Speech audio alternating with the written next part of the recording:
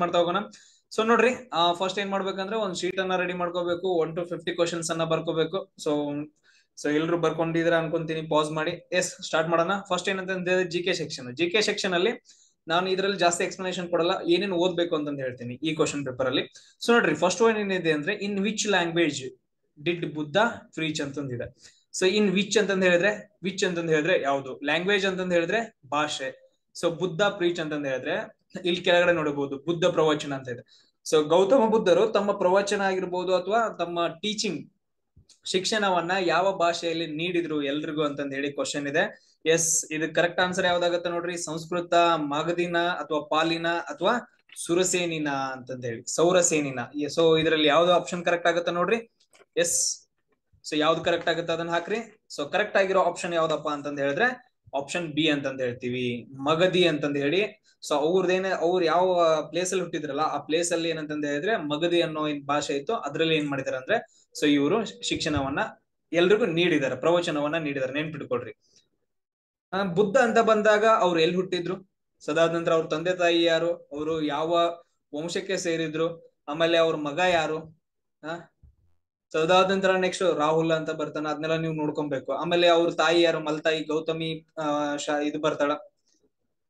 ಅದಾದ ನಂತರ ನೆಕ್ಸ್ಟ್ ಮತ್ತೇನೇನ್ ಬರುತ್ತೆ ನೋಡ್ರಿ ಬುದ್ಧರ ಬಗ್ಗೆ. ಆಮೇಲೆ ನೆಕ್ಸ್ಟ್ ಪೀಠಿಕೆಗಳ ಬಗ್ಗೆ ಬರ್ತಾವ. ಅದಾದ ನಂತರ ನೆಕ್ಸ್ಟ್ ಕೌನ್ಸಿಲ್ಸ್ ಬರ್ತಾವ, ಬೌದ್ಧ ಸಮ್ಮೇಳನಗಳು, 4 ಬೌದ್ಧ ಸಮ್ಮೇಳನಗಳು ಬರ್ತಾವ ರಾಜಗೃಹದಲ್ಲಿ. ಅದಾದ ನಂತರ ನೆಕ್ಸ್ಟ್ ಪಾಟಲಿಪುತ್ರದಲ್ಲಿ, ಅದಾದ ನಂತರ ನೆಕ್ಸ್ಟ್ ಕುಂಡಲಿವನದಲ್ಲಿ ಅಂತಂದ ಹೇಳಿ ಟೋಟಲ್ ಇನ್ನು 4 ಬರ್ತಾವ. ಆ 4 ಬೌದ್ಧ ಸಮ್ಮೇಳನಗಳ ಬಗ್ಗೆ, ಆಮೇಲೆ ಜೈನರ ಬಗ್ಗೆ ನೋಡ್ಕೋಬೇಕು, ತೀರ್ಥಂಕರ ಬಗ್ಗೆ, ಮಹಾವೀರರ ಬಗ್ಗೆ, ಆಮೇಲೆ 2 ಜೈನ ಸಮ್ಮೇಳನಗಳು ನಡೀತಾವ, ಅದ್ರ ಬಗ್ಗೆ ನೋಡ್ಕೊಂಡ್ರೆ ಅಂದ್ರೆ ಈ ಟೋಟಲ್ ಕಾನ್ಸೆಪ್ಟ್ ಎಲ್ಲ ಕ್ಲಿಯರ್ ಆಗುತ್ತೆ. ಎಸ್, ನೆಕ್ಸ್ಟ್ ನೋಡ್ರಿ. So Adolf Hitler, where was Adolf Hitler Born ಅಂತ ಇದೆ ಸೆಕೆಂಡ್ ಕ್ವಶನ್. ವೇರ್ ಅಂತಂದ ಹೇಳಿದ್ರೆ ಎಲ್ಲಿ, ಯಾರು ಅಡಾಲ್ಫ್ ಹಿಟ್ಲರ್ ಬಾರ್ನ್ ಅಂತಂದ ಹೇಳಿದ್ರೆ ಜನಿಸ್ದ.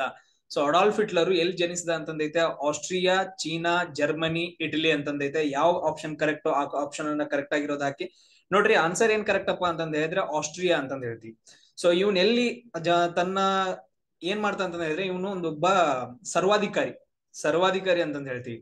ಸೊ ಎಲ್ಲಿ ಅಂತಂದ ಹೇಳಿದ್ರೆ ಜರ್ಮನಿ ಒಳಗಡೆ ಏನಂತಂದ ಹೇಳಿದ್ರೆ ಇವನೊಬ್ಬ ಸರ್ವಾಧಿಕಾರಿ. ಬಟ್ ಆದ್ರೆ ಇವ್ ಜರ್ಮನಿ ಒಳಗೆ ಹುಟ್ಟಿಲ್ಲ. ಸೊ ಎಲ್ಲಿ ಹುಟ್ಟಿದ ಅಂತಂದ ಹೇಳಿದ್ರೆ ಮೊದಲು ಆಸ್ಟ್ರಿಯಾದ ಹುಟ್ಟಿ ಆಮೇಲೆ ಜರ್ಮನಿಗೆ ಬಂದಿರ್ತಾನ. ಸೊ ಅಲ್ಲಿ ಏನಂತಂದ ಹೇಳಿದ್ರೆ ಇವನು ಸರ್ವಾಧಿಕಾರಿ ಆಗಿರ್ತಾನ. ಸೇಮ್ ಅದೇ ತರ ಇವನ್ ತರಾನೇ ಇನ್ನೊಬ್ಬನ್ ಬರ್ತಾನ ಇಟಲಿ ಒಳಗಡೆ. ಈ ತರ ಇಟಲಿ ದೇಶ ಐತ್ ನೋಡ್ರಿ, ಮೆಡಿಟೇರಿಯನ್ ಸಮುದ್ರ ಬರುತ್ತೆ ಈ ಕಡೆ ಸುತ್ತಮುತ್ತ.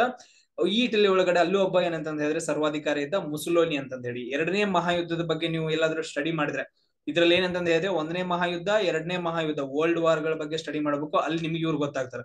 ಆಮೇಲೆ ಅಡಾಲ್ಫ್ ಹಿಟ್ಲರ್ ಒಂದ್ ಪಕ್ಷವನ್ನ ಸ್ಥಾಪನೆ ಮಾಡ್ತಾನ, ನಾಜಿ ಪಕ್ಷ ಅಂತಂದ ಹೇಳಿ. ಒಂದ್ ಬುಕ್ ಬರೀತಾನ, ಮೇನ್ ಕ್ಯಾಂಪ್ ಅಂತಂದ ಹೇಳಿ. ಸೊ ಅದ್ರ ಬಗ್ಗೆ ಎಲ್ಲ ನೀವು ನೋಡ್ಕೋಬೇಕು. ಇದು ಕರೆಕ್ಟ್ ಆನ್ಸರ್ ಯಾವುದು, ಆಸ್ಟ್ರಿಯಾದಲ್ಲಿ. ಆಮೇಲೆ ಥರ್ಡ್ ಕ್ವಶನ್ ನೋಡ್ರಿ. Yes, third one, what name is given to an imaginary line which divides earth in 2 equal half ಅಂತ ಇದೆ. ದೊಡ್ಡದೈತ್ರಿ ಸರ್. ನೋಡ್ರಿ, ದೊಡ್ಡದೇನು ಇಲ್ಲ. ವಾಟ್ ಅಂತಂದ ಹೇಳಿದ್ರೆ ಏನು, ನೇಮ್ ಅಂತಂದ ಹೇಳಿದ್ರೆ ಹೆಸರು, ಗಿವನ್ ಟು ಆನ್ ಅಂತಂದ ಹೇಳಿದ್ರೆ ಅದನ್ನೆಲ್ಲ ಬಿಡ್ರಿ. ಇಮ್ಯಾಜಿನರಿ ಲೈನ್ ಅಂತ ಇದೆ. ಸೊ ಎಲ್ಲಿ imaginary lines divides the earth ಅಂದ್ರೆ ಅರ್ತ್ ನ ಡಿವೈಡ್ ಮಾಡುತ್ತೆ ಆ ಇಮ್ಯಾಜಿನರಿ ಲೈನ್. ಸೊ ಏನಾಗಿ ಡಿವೈಡ್ ಮಾಡುತ್ತೆ, 2 ಈಕ್ವಲ್ ಹಾಫ್ ಆಗಿ, ಅಂದ್ರೆ 2 ಈಕ್ವಲ್ ಹಾಫ್ ಆಗಿ ಏನ್ ಅರ್ಥ ಇರುತ್ತಲ್ಲ ಅದನ್ನ ಡಿವೈಡ್ ಮಾಡುವಂತ ಲೈನ್ ಯಾವ್ದು ಅಂತಂದ್ ಕೇಳಿದಾರ. ಯಾವ್ದು ನೋಡ್ರಿ, ಲಾಂಜಿಟ್ಯೂಡ, ಲ್ಯಾಟಿಟ್ಯೂಡ, ಇಕ್ವೇಟರ್ ಅಪ್ಪ, ನನ್ ಆಫ್ ದೀಸ್. ನೋಡ್ರಿ, ಲಾಂಜಿಟ್ಯೂಡ್ ಅಂತಂದ್ ಹೇಳಿದ್ರೆ, ಲ್ಯಾಟಿಟ್ಯೂಡ್ ಅಂದ್ರೆ ಏನ್ ನೀವು ಅರ್ಥ ಮಾಡ್ಕೋಬೇಕು. ಲಾಂಜಿಟ್ಯೂಡ್ ಅಂತಂದ್ ಹೇಳಿದ್ರೆ ರೇಖಾಂಶ. ಸೊ ಲ್ಯಾಟಿಟ್ಯೂಡ್ ಅಂತಂದ್ ಹೇಳಿದ್ರೆ ಅಕ್ಷಾಂಶ. ನಾವು ಎಲ್ಲಾ ಕಡೆ ಹೇಳ್ತೀವಿ. ಸೊ ಈ ರೀತಿಯಾಗಿ ಎಳೆಯುವ ರೇಖೆಗಳನ್ನ ನಾವು ಇಮ್ಯಾಜಿನರಿ ಲೈನ್ಸ್ ಗಳನ್ನ ಅಕ್ಷಾಂಶ ಅಂತ ಕರಿತೀವಿ. ಈ ರೀತಿಯಾಗಿ ಎಳ್ದಿದಾರಲ್ಲ, ಸೊ ಈ ಲೈನ್ ಗಳನ್ನ ನಾವೇನಂತ ಕರಿತೀವಿ, ರೇಖಾಂಶಗಳು ಅಂತ ಕರಿತೀವಿ. ಬಟ್ ಆದ್ರೆ ಭೂಮಿಯನ್ನ 2 ಭಾಗವಾಗಿ ವಿಭಜಿಸುವ ರೇಖೆ ಯಾವ್ದು ಅಂತ ಕೇಳಿದಾರೆ. ಯಾವ್ದಪ್ಪ ಅಂತಂದ ಹೇಳಿದ್ರೆ ಆನ್ಸರ್ ಕರೆಕ್ಟ್ ಇದ್ರಲ್ಲಿ ಇಕ್ವೇಟರ್ ಅಂತಂದ ಹೇಳ್ತೀವಿ. ಇಕ್ವೇಟರ್ ಅಂತಂದ ಹೇಳಿದ್ರೆ ಸಮಭಾಜಕ ವೃತ್ತ ಏನ್ ಮಾಡತ್ತಂದ್ರೆ ಭೂಮಿಯನ್ನ 2 ಆಗಿ ಡಿವೈಡ್ ಮಾಡುತ್ತೆ. ಯಾರ್ದು ಕರೆಕ್ಟ್ ಇದೆ ಕರೆಕ್ಟ್ ಹಾಕ್ರಿ, ರಾಂಗ್ ಇದ್ದವ್ ರಾಂಗ್ ಹಾಕ್ರಿ. ಸೊ ಅದಾದ ನಂತರ ನೋಡ್ರಿ, 5th ಅನ್ನು, so the length of the rainfall in Jaisalmer ಅಂತ ಕೇಳಿದಾರೆ. The length of the rainfall ಅಂತ ಹೇಳಿದ್ರೆ ರೈನ್ ಲೆಂತ್ ಅಲ್ಲ. ಸೊ ಅಲ್ಲಿ ಎಷ್ಟು ಮಳೆ ಆಗೈತಿ, ಎಲ್ಲಿ, ಜೈಸಲ್ಮೇರ್ ಒಳಗಡೆ. ಜೈಸಲ್ಮೇರ್ ಎಲ್ಲಿ ಬರುತ್ತಾ, ರಾಜಸ್ಥಾನದಲ್ಲಿ. ಸೊ ಜೈಸಲ್ಮೇರ್ ಒಳಗಡೆ ಎಷ್ಟು ಮಳೆ ಆಗೈತಿ ಅಂತಂದ ಹೇಳಿ ಕ್ವಶನ್ ಕೇಳಿದಾರೆ. ಎಷ್ಟು ನೋಡ್ರಿ, 2 ಸೆಂಟಿಮೀಟರ್ ಆಗೈತೆ ವರ್ಷದಲ್ಲಿ. 8 ಸೆಂಟಿಮೀಟರ್ ಅಥವಾ 9 cm 10 ಸೆಂಟಿಮೀಟರ್ ಎಷ್ಟಾಗೈತೆ ನೋಡ್ರಿ. ಯಾವ್ದು ಕರೆಕ್ಟ್ ಆನ್ಸರ್ ಅಂತಂದ್ ಹಾಕ್ರಿ. ಸೊ ನಿಮ್ಗೆ ಗೊತ್ತಿರುತ್ತೆ ಇದು, ನೀವ್ ಯಾರಾದ್ರೂ ಓದಿದ್ರೆ ಕರೆಕ್ಟ್ ಆಗಿ ಪಕ್ಕ ಇದಕ್ಕೆ ಆನ್ಸರ್ ಗೊತ್ತಿರುತ್ತೆ. ಹಾಕ್ರಿ ನೋಡೋಣ. ಸೊ ಹಾಕಿದೀರಾ? ಎಸ್, ಯಾವ್ದು ಕರೆಕ್ಟ್ ಅಪ್ಪ ಅಂತಂದ ಹೇಳಿದ್ರೆ 9 ಸೆಂಟಿಮೀಟರ್ ಅಂತ ಹೇಳ್ತೀವಿ. 9 ಸೆಂಟಿಮೀಟರ್. ಸೊ ಇಲ್ಲಿ ಯಾಕೆ ಇಂಪಾರ್ಟೆಂಟ್ ಅಂತ ಹೇಳಿದ್ರೆ ಜೈಸಲ್ಮೇರ್ ರಾಜಸ್ಥಾನದ ಜೈಸಲ್ಮೇರ್ ಒಳಗಡೆ ರೊಯ್ಲಿ ಅನ್ನೋ ಪ್ರದೇಶ ಬರುತ್ತೆ. ಭಾರತದಲ್ಲಿ ಅತಿ ಕಡಿಮೆ ರೇನ್ಫಾಲ್, ಅತಿ ಕಡಿಮೆ ಮಳೆ ಬೀಳುವ ಪ್ರದೇಶ ಯಾವ್ದಂತ ಹೇಳಿದ್ರೆ ರೊಯ್ಲಿ, ಅದು ಜೈಸಲ್ಮೇರ್ ಅಲ್ಲಿ ಬರುತ್ತಾ ರಾಜಸ್ಥಾನ್ ರಾಜ್ಯದೊಳಗಡೆ. ಆಮೇಲೆ ಅತಿ ಹೆಚ್ಚು ಎಲ್ಲಿ ಬೀಳುತ್ತೆ ಅಂತಂದ ಹೇಳಿದ್ರೆ ಸೊ ಮೇಘಾಲಯದೊಳಗಡೆ, ಅದು ಎಲ್ಲಿ ಅಂತಂದ ಹೇಳಿದ್ರೆ ಮೌಸಿನ್ ರಾಮಲ್ಲಿ 1108 ಸೆಂಟಿಮೀಟರ್ ಮಳೆ ಬೀಳುತ್ತೆ ಅತಿ ಹೆಚ್ಚು. ಸೊ ಈ 2 ಪಾಯಿಂಟ್ಸ್ ನೆನಪಿದ್ರೆ ನೀವು ಪಕ್ಕ ಇದನ್ನು ಕರೆಕ್ಟ್ ಆಗಿ ಆನ್ಸರ್ ಆಗ್ತೀರಾ. ನೆಕ್ಸ್ಟ್ ನೋಡ್ರಿ 6th ಒನ್ ಏನಿದೆ, minimum age of governor. So ನೋಡ್ರಿ ಕ್ವಶನ್ ಅರ್ಥ ಮಾಡ್ಕೊಳ್ರಿ. ಮಿನಿಮಮ್ ಅಂತಂದ ಹೇಳಿದ್ರೆ ಕಡಿಮೆ, ಏಜ್ ಅಂತಂದ ಹೇಳಿದ್ರೆ ವಯಸ್ಸು, ಮಿನಿಮಮ್ ವಯಸ್ಸು. ಗವರ್ನರ್ ಆಗೋಕೆ, ಗವರ್ನರ್ ಅಂತ ಕೊಟ್ಟಿದ್ದಾನ, ಗವರ್ನರ್ ಆಗೋಕೆ ಮಿನಿಮಮ್ ವಯಸ್ಸು ಎಷ್ಟಿರ್ಬೇಕು? 30 years, 35 ಅಥವಾ 25 years, 21 years, ಯಾವ್ದು ಕರೆಕ್ಟ್ ಅಂತಂದ ಆಪ್ಷನ್ ಕರೆಕ್ಟ್ ಹಾಕಿ. ಸೊ ನೋಡೋಣ ಯಾವ್ದು ಕರೆಕ್ಟ್ ಆನ್ಸರ್ ಇದ್ರಲ್ಲಿ 35 years ಅಂತಂದ ಹೇಳ್ತೀವಿ. Option B correct. ನೋಡ್ರಿ ಇಲ್ಲಿ ತುಂಬಾ ಇಂಪಾರ್ಟೆಂಟ್ ಆಗತ್ತಾ, ಲೋಕಸಭಾ ಮೆಂಬರ್ಸ್ ಆಗೋಕೆ ಎಷ್ಟು ಬೇಕು, ರಾಜ್ಯಸಭಾ ಮೆಂಬರ್ಸ್ ಆಗೋಕೆ ಎಷ್ಟು ಬೇಕು, ಪಂಚಾಯತಿ ಮೆಂಬರ್ ಆಗೋಕೆ ಎಷ್ಟು ಬೇಕು, ಅದಾದ ನಂತರ ನೆಕ್ಸ್ಟ್ ಪ್ರೆಸಿಡೆಂಟ್ ಆಗೋಕೆ, ಅದಾದ ನಂತರ ಉಪರಾಷ್ಟ್ರಪತಿ ವೈಸ್ ಪ್ರೆಸಿಡೆಂಟ್ ಆಗೋಕೆ, ಸೊ ಇವರೆಲ್ಲ ಆಗೋಕೆ ಎಷ್ಟೆಷ್ಟು ಬೇಕು ನೋಡ್ರಿ. ಗವರ್ನರು, ಪ್ರೆಸಿಡೆಂಟ್, ವೈಸ್ ಪ್ರೆಸಿಡೆಂಟ್ ಇವರೆಲ್ಲ ಆಗೋಕೆ ಎಷ್ಟು ಬೇಕಂತಂದ ಹೇಳಿದ್ರೆ 35 years ಬೇಕು. ಆಮೇಲೆ ಲೋಕಸಭೆ ಆಗೋಕೆ ಎಷ್ಟು ಬೇಕು? 25 years ಬೇಕು. ರಾಜ್ಯಸಭೆ ಆಗೋಕೆ 30 years ಬೇಕು, ಅಂದ್ರೆ ಅವರಲ್ಲಿ ಮೆಂಬರ್ಸ್ ಆಗೋಕೆ. ಆಮೇಲೆ ಪಂಚಾಯತಿ ಆಗೋಕೆ 21 ವರ್ಷ. ನೀವು 21 ವರ್ಷ ದಾಟಿದ್ರೆ ನೀವು ಪಂಚಾಯತಿ ಇಲೆಕ್ಷನ್ ನಿಲ್ಬಹುದು. 25 ವರ್ಷ ದಾಟಿದ್ರೆ ನೀವು ಲೋಕಸಭಾ ನಿಲ್ಬಹುದು. 30 years ದಾಟಿದ್ರೆ ರಾಜ್ಯಸಭಾ ನಿಲ್ಬಹುದು. ಆಮೇಲೆ ಇಲೆಕ್ಷನ್ ಅಲ್ಲಿ ಗೆದ್ದು ಸೊ 35 years ಆಗಿದ್ರೆ ನೀವೇನಂದ್ರೆ ಗವರ್ನರ್ ಆಗ್ಬೋದು, ಪ್ರೆಸಿಡೆಂಟ್ ಆಗ್ಬೋದು, ಆಮೇಲೆ ವೈಸ್ ಪ್ರೆಸಿಡೆಂಟ್ ಆಗ್ಬೋದು. ಸೊ ಇದೆಲ್ಲ ಅರ್ಥ ಆಯ್ತಾ ಎಲ್ರಿಗೂ? ಸೊ ಇಲ್ಲಿ ಆನ್ಸರ್ ಯಾವ್ದು ಕರೆಕ್ಟ್ ಅಪ್ಪ ಅಂತಂದ ಹೇಳಿದ್ರೆ 35 years ಕರೆಕ್ಟ್. ಸೊ ನೆಕ್ಸ್ಟ್ ನೋಡ್ರಿ, what is the full form of WHO? ಇದನ್ನು ಮಾತ್ರ ಸಿಕ್ಕಾಪಟ್ಟೆ ಹೇಳಿ ಹೇಳಿ ನನಗೆ ಸಾಕಾಗೈತೆ, ಬಟ್ ಅದ್ರ ಕ್ವಶನ್ಸ್ ರಿಪೀಟ್ ಆಗ್ತಿದೆ.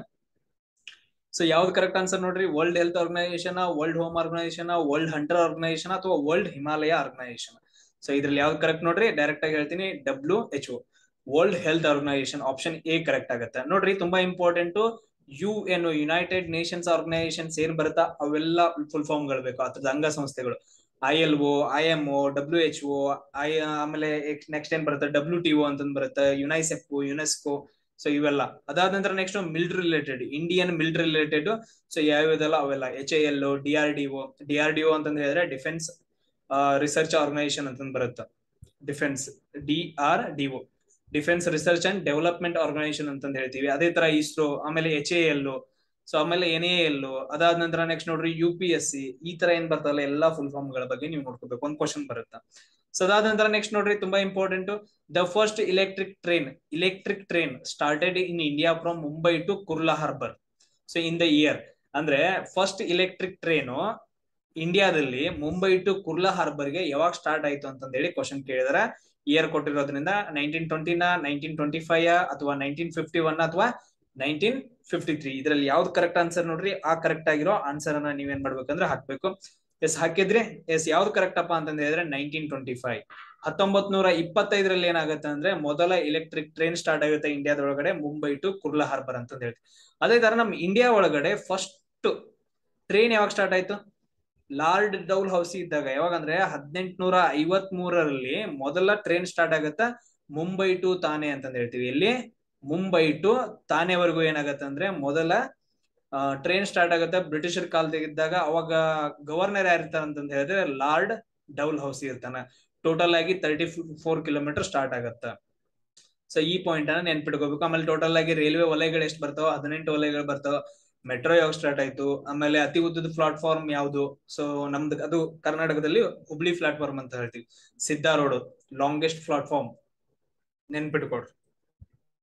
ವರ್ಲ್ಡ್ ಅಲ್ಲೇ ಅನ್ಕೊಡ್ರಿ, ವರ್ಲ್ಡ್ ಅಲ್ಲೇ ಲಾಂಗೆಸ್ಟ್ ಪ್ಲಾಟ್ಫಾರ್ಮ್ ಹುಬ್ಳಿದು. ಸೊ ಅದಾದ ನಂತರ 9th ಒಂದು ನೋಡ್ರಿ, which of the following cannot attack from surface to air?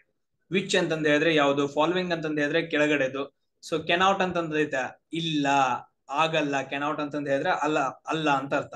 Attack from surface to air, ಇವಾಗ ಭೂಮಿ ಐತೆ, ಭೂಮಿಯಿಂದ ಇಲ್ಲಿ ಏನಾದ್ರು ಯುದ್ಧ ವಿಮಾನಗಳು ಏನಾದ್ರು ಬರ್ತಿದ್ರೆ ಭೂಮಿಯಿಂದ ಏನ್ ಮಾಡ್ಬೇಕಂತಂದ ಹೇಳಿದ್ರೆ ಮಿಸೈಲ್ಸ್ ಗಳನ್ನ ಹಾರಿಸ್ಬಿಡ್ಬೇಕು.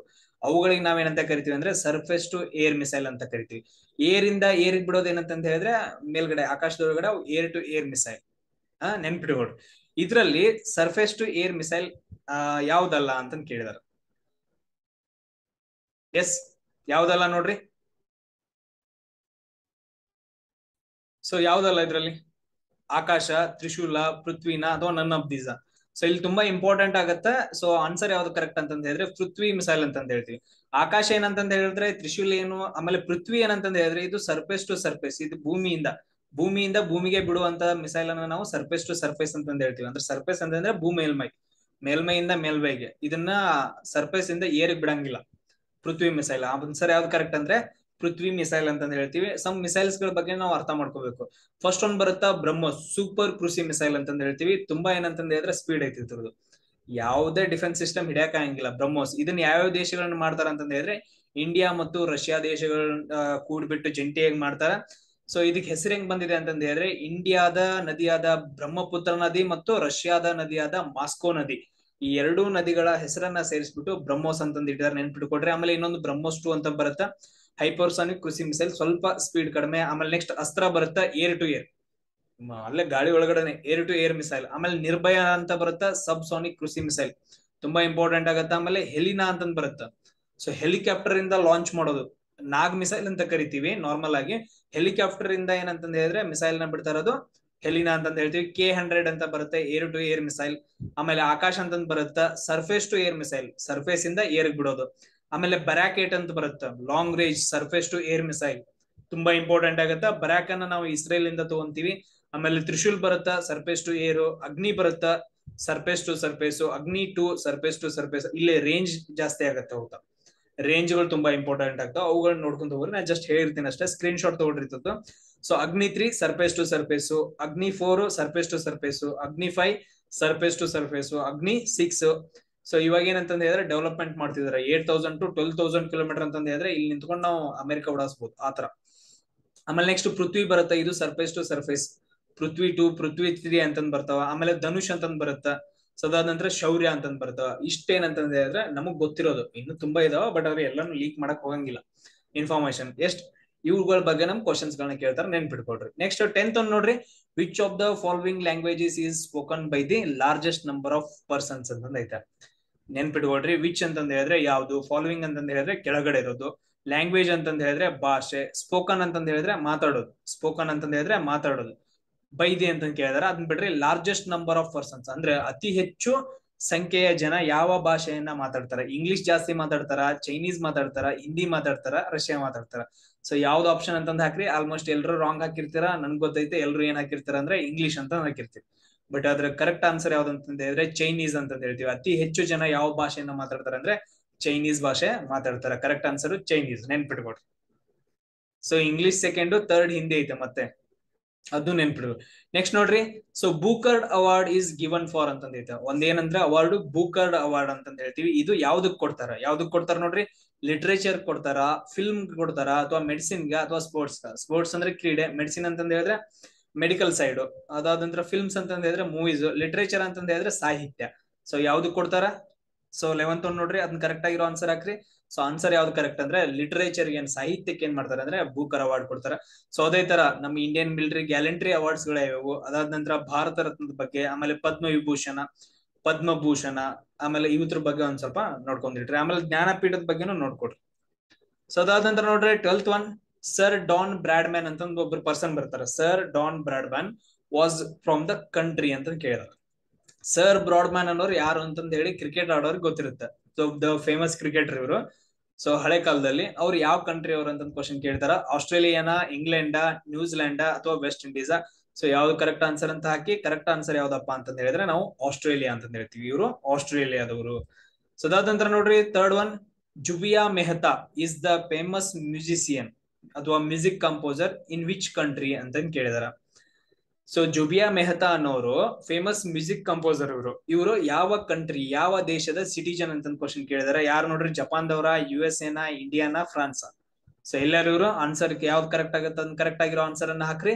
ಸೊ ಕರೆಕ್ಟ್ ಯಾವ್ದಪ್ಪ ಅಂತಂದ ಹೇಳಿದ್ರೆ ಇವರು ಇಂಡಿಯಾದವರು. ಆಪ್ಷನ್ ಸಿ ಕರೆಕ್ಟ್ ಆಗುತ್ತೆ, 13th one. So next question ನೋಡ್ರಿ, so who was the writer of the book titled India wins freedom ಅಂತಂದೈತೆ. ಸೊ 14ನೇ ಕ್ವಶನ್ ನೋಡ್ರಿ ಕರೆಕ್ಟ್ ಆಗಿ. ಸೊ ಹೂ ವಾಸ್ ಅಂದ್ರೆ ಹೂ ಅಂತಂದ ಹೇಳಿದ್ರೆ ಯಾರು, ರೈಟರ್ ಅಂತಂದ ಹೇಳಿದ್ರೆ ಲೇಖಕ, ಬುಕ್ ಅಂತಂದ ಹೇಳಿದ್ರೆ ಪುಸ್ತಕ. ಸೊ ಯಾವ ಬುಕ್?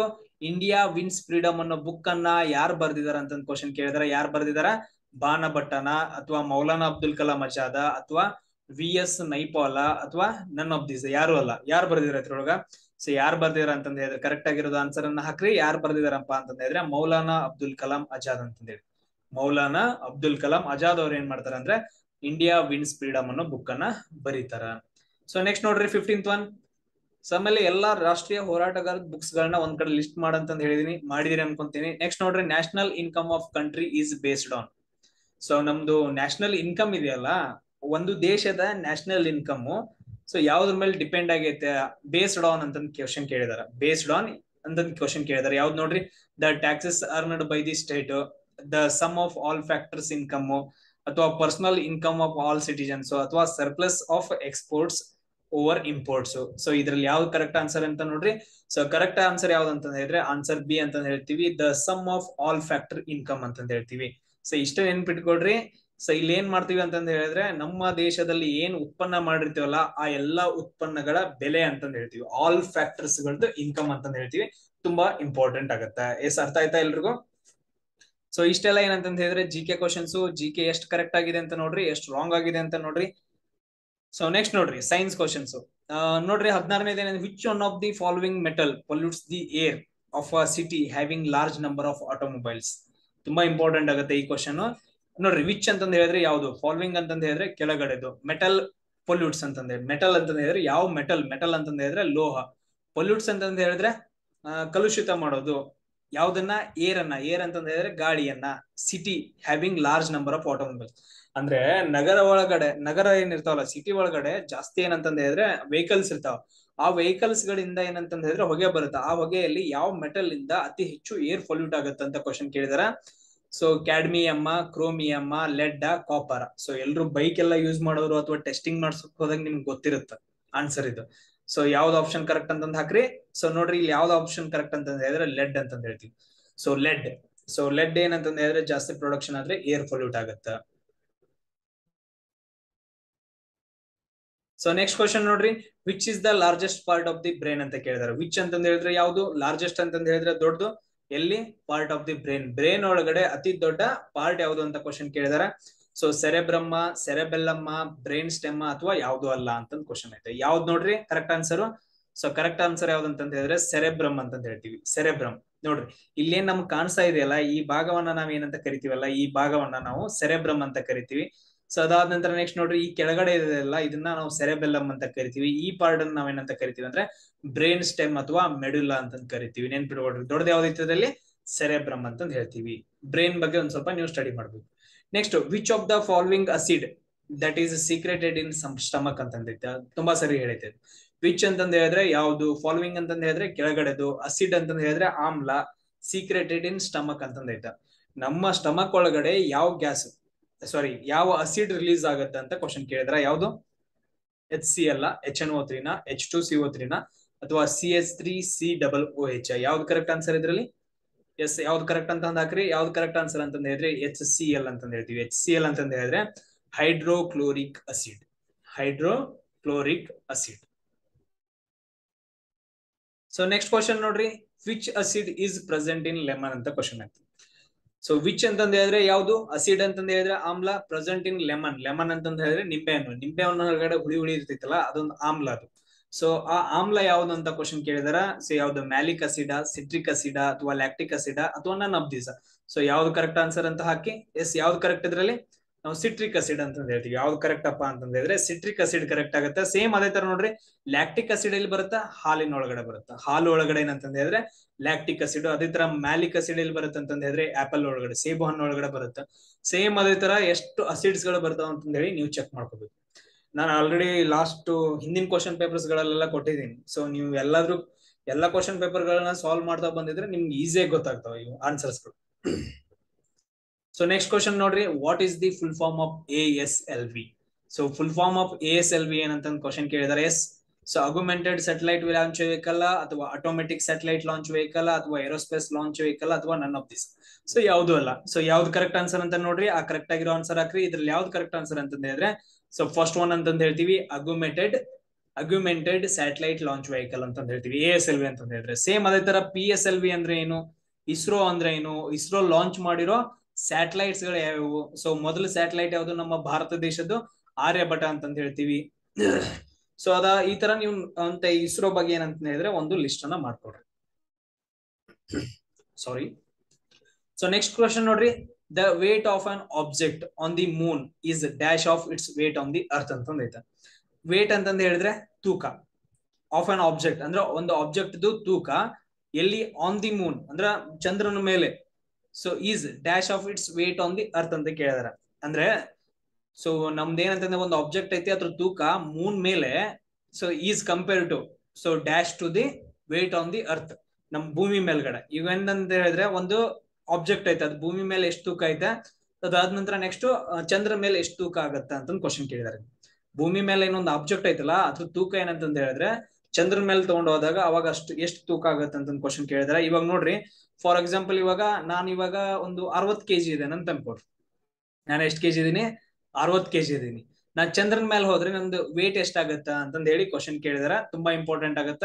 ಸೊ 1/2 ಆಗತ್ತಾ, 1/6 ಆಗತ್ತಾ, ಅಥವಾ ಇದಕ್ಕಿಂತ 6 times ಜಾಸ್ತಿ ಆಗತ್ತಾ, ಅಥವಾ ಈಕ್ವಲ್ ಇರುತ್ತಾ ಅಂತ ಕ್ವಶನ್ ಕೇಳಿದಾರೆ. ಸೊ ಎಷ್ಟಾಗತ್ತ ನೋಡ್ರಿ, ಆ ಆಪ್ಷನ್ ಕರೆಕ್ಟ್ ಆಗಿರೋದು ಹಾಕ್ರಿ. ಇದ್ರಲ್ಲಿ ಕರೆಕ್ಟ್ ಆಪ್ಷನ್ ಯಾವ್ದು ಅಂತ ಹೇಳಿದ್ರೆ 1/6 ಅಂತ ಹೇಳ್ತೀವಿ. ನಮ್ಮಲ್ಲಿ ಗ್ರಾವಿಟಿ ಎಷ್ಟಿದೆ ಅಂತ ಹೇಳಿದ್ರೆ 9.8 ಇದೆ. ಬಟ್ ಆದ್ರೆ ಇಲ್ಲಿ ಗ್ರಾವಿಟಿ ಎಷ್ಟಾಗತ್ತೆ ಅಂತ ಹೇಳಿದ್ರೆ 9.8 ಡಿವೈಡೆಡ್ ಬೈ 6 ಆಗತ್ತೆ.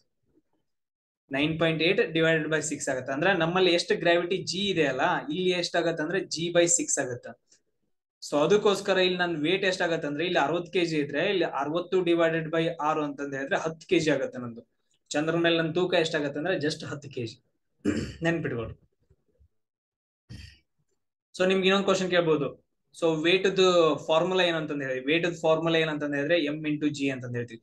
G ಅಂತಂದ ಹೇಳಿದ್ರೆ ಗುರುತ್ವ, M ಅಂತಂದ ಹೇಳಿದ್ರೆ ಮಾಸ, W=mg ಅಂತಂದ ಹೇಳ್ತೀವಿ. ನೆನ್ಪಿಟ್ಕೊಳ್ರಿ. The focal length of the convex mirror is always. ಅಂದ್ರೆ ಇವಾಗ ತುಂಬಾ ಇಂಪಾರ್ಟೆಂಟ್ ಆಗತ್ತೆ. ಸೊ ಇವಾಗ ನೀವು ಇದನ್ನ ನೋಡಿರ್ಬೋದು, ಚಸ್ಮಾ ಅಂದ್ರೆ ಸ್ಪೆಕ್ಟ್ ಹಾಕೊಂತೀರಾ, ಅಥವಾ ಗಾಡಿಗಳಲ್ಲಿ ಇರುತ್ತ, ಅಥವಾ ಸೊ ತುಂಬಾ ಕಡೆ ಇವನ್ ಇದ್ರಲ್ಲಿ ಏನ್ ಮಾಡ್ತಾರ ಅಂತಂದ ಹೇಳಿದ್ರೆ ಮೆಡಿಕಲ್ ಎಲ್ಲ ಯೂಸ್ ಮಾಡ್ತಾರೆ, ಕಾನ್ವೆಕ್ಸ್ ಲೆನ್ಸ್ ಅನ್ನ ಯೂಸ್ ಮಾಡ್ತಾರೆ. ಸೊ ಅದ್ರ ಮುಖಾಂತರ ಏನಂತಂದ ಹೇಳಿದ್ರೆ ರೇಸ್ ಗಳು ಹೋದ್ರೆ ಅವೆಲ್ಲ ಏನಂತಂದ ಹೇಳಿದ್ರೆ ಒಂದ್ ಕಡೆ ಹೋಗಿ ಬೀಳುತ್ತೆ. ಒಂದ್ ಕಡೆ ಏನಂತಂದ ಹೇಳಿದ್ರೆ ಈ ಪಾಯಿಂಟ್ ಅಲ್ಲಿ ಹೋಗಿ ಬೀಳುತ್ತ. ಸೊ ಈ ಲೆನ್ಸ್ ಇಂದ ಎಷ್ಟು ದೂರ ಹೋಗಿ ಬೀಳ್ತಾವ ಅಂತ ಹೇಳೋದು ಏನಂತಂದ ಹೇಳಿದ್ರೆ ಫೋಕಲ್ ಲೆಂತ್ ಅಂತ ಹೇಳ್ತೀವಿ. ಆ ಫೋಕಲ್ ಲೆಂತ್ ಯಾವಾಗ್ಲೂ ಎಷ್ಟು ಇರುತ್ತೆ ಅಂತ ಕ್ವಶನ್ ಕೇಳಿದಾರ. ಎಷ್ಟು 6 ಸೆಂಟಿಮೀಟರ್ ಇರುತ್ತಾ, 20 ಸೆಂಟಿಮೀಟರ್, ಅಥವಾ 10 ಸೆಂಟಿಮೀಟರ್, ಅಥವಾ ಯಾವ್ದು ಅಲ್ಲ ಅಂತ ಕ್ವಶನ್ ಕೇಳಿದಾರ. ಸೊ ಯಾವ್ದು ಕರೆಕ್ಟ್ ಆಪ್ಷನ್ ಅಂತ ಹಾಕ್ರಿ. ಸೊ ಇದ್ರಲ್ಲಿ ಯಾವ್ದು ಕ್ವಶನ್ ಕರೆಕ್ಟ್ ಅಂತ ಹೇಳಿದ್ರೆ 22ನೇದು. ಸೊ ಆಪ್ಷನ್ ಬಿ ಅಂತ ಹೇಳ್ತೀವಿ. 20 ಸೆಂಟಿಮೀಟರ್ ಇರುತ್ತೆ, 20 ಸೆಂಟಿಮೀಟರ್ ಅದರ ಲೆಂತ್ ಇರುತ್ತೆ. ಸೊ ಇಲ್ಲಿ ನೀವು ಈ ಚಾಪ್ಟರ್ ಅಲ್ಲಿ ನೋಡಿ ಏನ್ ನೋಡ್ಕೋಬೇಕು, ಕಾನ್ವೆಕ್ಸ್ ಲೆನ್ಸ್ ಬಗ್ಗೆ ನೋಡ್ಕೋಬೇಕು, ಆಮೇಲೆ ಕಾನ್ಕೇವ್ ಲೆನ್ಸ್ ಬಗ್ಗೆ ನೋಡ್ಕೋಬೇಕು, ಪೀನ ದರ್ಪಣ, ನಿಮ್ನ ದರ್ಪಣ ಅಂತಂದ್ ಹೇಳ್ತೀವಿ. ಅರ್ಥ ಆಯ್ತಾ ಕನ್ನಡದಲ್ಲಿ? ಆಮೇಲೆ ಆಪ್ಟಿಕ್ಸ್ ಬಗ್ಗೆ, ಬೆಳಕು ಚಾಪ್ಟರ್ ಬಗ್ಗೆ ನೀವೆಲ್ಲ ನೋಡ್ಕೋಬೇಕು. ಸೊ ನೆಕ್ಸ್ಟ್ ನೋಡ್ರಿ 23rd. So what is the device that step up and step down the voltage in AC ಅಂತ ಕ್ವಶನ್ ಕೇಳಿದ್ರು. So what is the device? ಏನು ಡಿವೈಸ್ ಅಂತಂದ ಹೇಳಿದ್ರೆ ಡಿವೈಸ್ ಅನ್ಕೊಡ್ರಿ.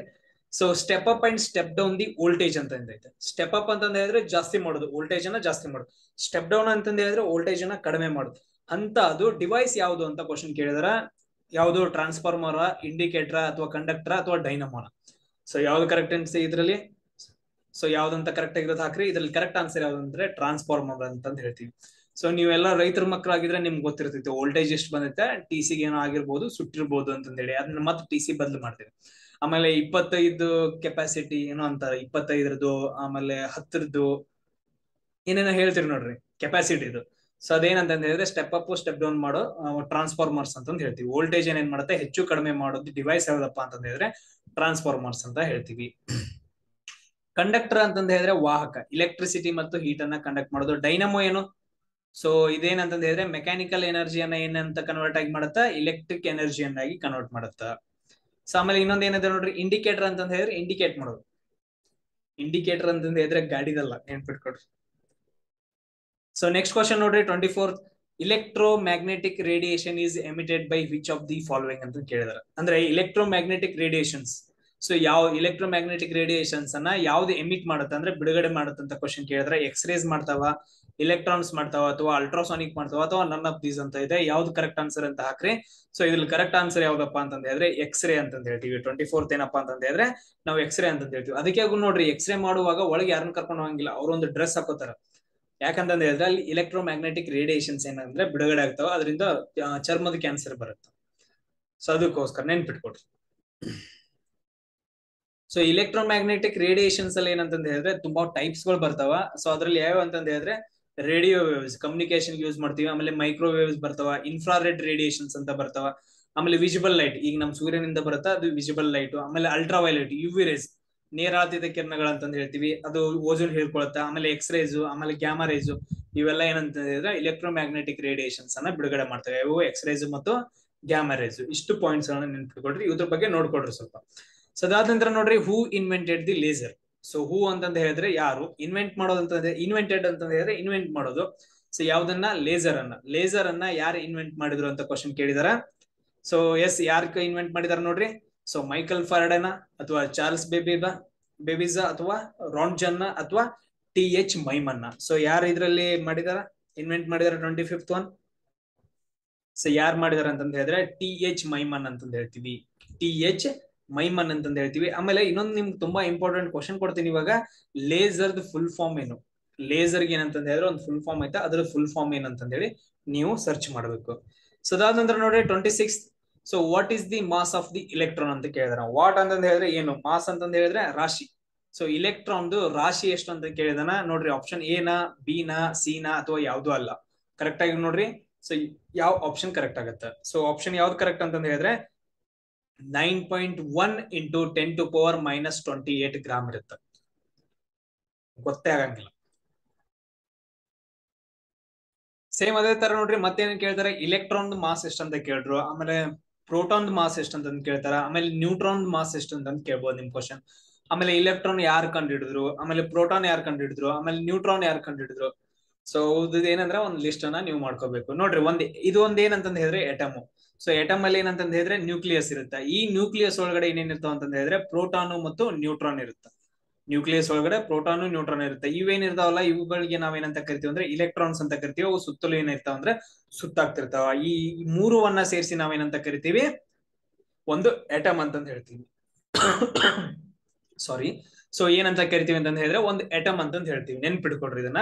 ಸೊ ಅದಾದ ನಂತರ ನೆಕ್ಸ್ಟ್ ನೋಡ್ರಿ, ಇದ್ರ ಬಗ್ಗೆ ಒಂದು ಎಟಮ್, ಅದಾದ ನಂತರ ಮೆಟಲ್ಸ್ ಗಳ ಬಗ್ಗೆ, ಸೊ ಲೋಹಗಳ ಬಗ್ಗೆ, ಪೀರಿಯಾಡಿಕ್ ಟೇಬಲ್ ಗಳ ಬಗ್ಗೆ ನಾನು ಒಂದು ವಿಡಿಯೋಸ್ ಗಳನ್ನ ಮಾಡಿ ಅಪ್ಲೋಡ್ ಮಾಡಿದೀನಿ. ಸೊ ಅವುಗಳ ಬಗ್ಗೆ ಸ್ವಲ್ಪ ನೀವು ನೋಡ್ಕೋಬೇಕು. ಆಮೇಲೆ 27 ನೋಡ್ರಿ, which fuel is used in nuclear reactor. Which ಅಂತಂದ ಹೇಳಿದ್ರೆ ಯಾವ್ದು, ಫ್ಯೂಯಲ್ ಅಂತಂದ ಹೇಳಿದ್ರೆ ಇಂಧನ, ಯೂಸ್ಡ್ ಇನ್ ನ್ಯೂಕ್ಲಿಯರ್ ರಿಯಾಕ್ಟರ್ ಅಂದ್ರೆ ನ್ಯೂಕ್ಲಿಯರ್ ರಿಯಾಕ್ಟರ್ ಅಂತಂದ ಹೇಳಿದ್ರೆ ಏನಂತ ಹೇಳ್ತೀವಿ ಕನ್ನಡದಲ್ಲಿ, ನ್ಯೂಕ್ಲಿಯರ್ ಅಂತಂದ ಹೇಳಿದ್ರೆ ಪರಮಾಣು, ರಿಯಾಕ್ಟರ್ ಅಂತಂದ ಹೇಳಿದ್ರೆ ಸ್ಥಾವರ. ಎಸ್, ಅಣುಸ್ಥಾವರಗಳಂತಂದ ಹೇಳ್ತೀವಿ. ಅಣುಸ್ಥಾವರಗಳಲ್ಲಿ ಯಾವ್ದನ್ನ ಫ್ಯೂಯಲ್ ಆಗಿ ಯೂಸ್ ಮಾಡ್ತೀವಿ ಅಂತ ಕ್ವಶನ್ ಕೇಳಿದಾರ. ಯಾವ್ದು, AG ಅಂತಂದ ಹೇಳಿದ್ರೆ ಸಿಲ್ವರ್ ಅಂತಂದ ಹೇಳಿದ್ರೆ ಬೆಳ್ಳಿ, ಆಮೇಲೆ ಯುರೇನಿಯಂ 235, ಆಮೇಲೆ ಯುರೇನಿಯಂ 239, ಆಮೇಲೆ ಕೋಬಾಲ್ಟ್. ಸೊ ಇದರಲ್ಲಿ ಯಾವ್ದನ್ನ ಯೂಸ್ ಮಾಡ್ತಾರ. ಸೊ ಆಪ್ಷನ್ ಅನ್ನ ಕರೆಕ್ಟ್ ಆಗಿರೋದು ಹಾಕಿ.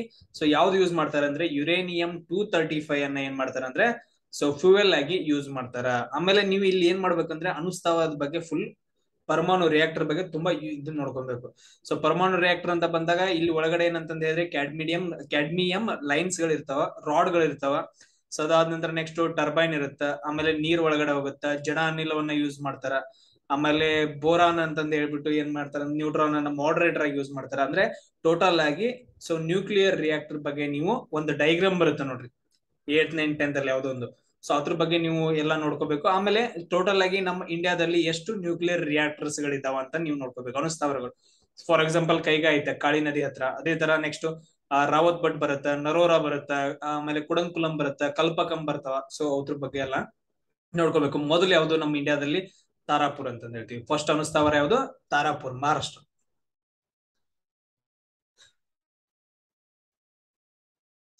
ಎಸ್, ನೆಕ್ಸ್ಟ್ ಕ್ವಶನ್ ನೋಡ್ರಿ, dry ice is composed of ಅಂತ ಕೇಳಿದಾರ. ಡ್ರೈ ಐಸ್ ಅನ್ನೋದು ಡ್ರೈ ಐಸ್ ಅಲ್ಲ, ಇದು ನೆನ್ಪಿಟ್ಕೋ, ಇದು wrong.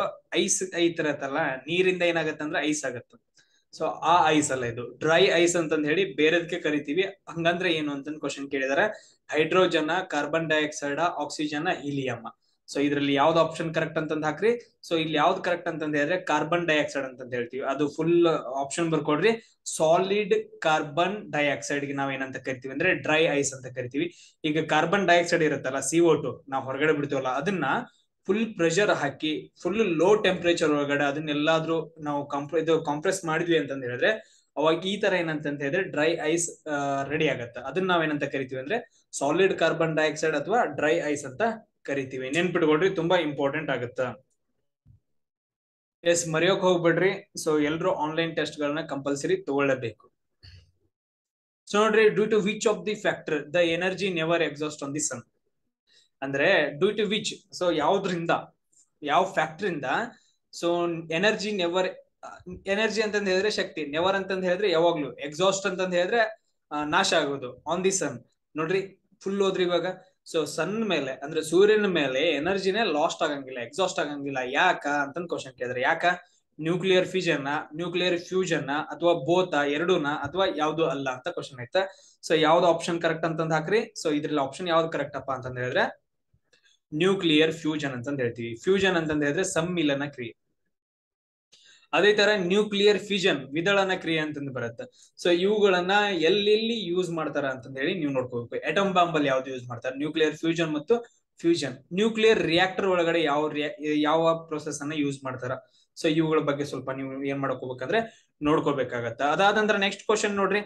So metal used for making electric wires. So ಯಾವ ಮೆಟಲ್ ಅನ್ನ ಎಲೆಕ್ಟ್ರಿಕ್ ಕೇಬಲ್ಸ್ ಗಳಾಗಿ ಯೂಸ್ ಮಾಡ್ತಾರ?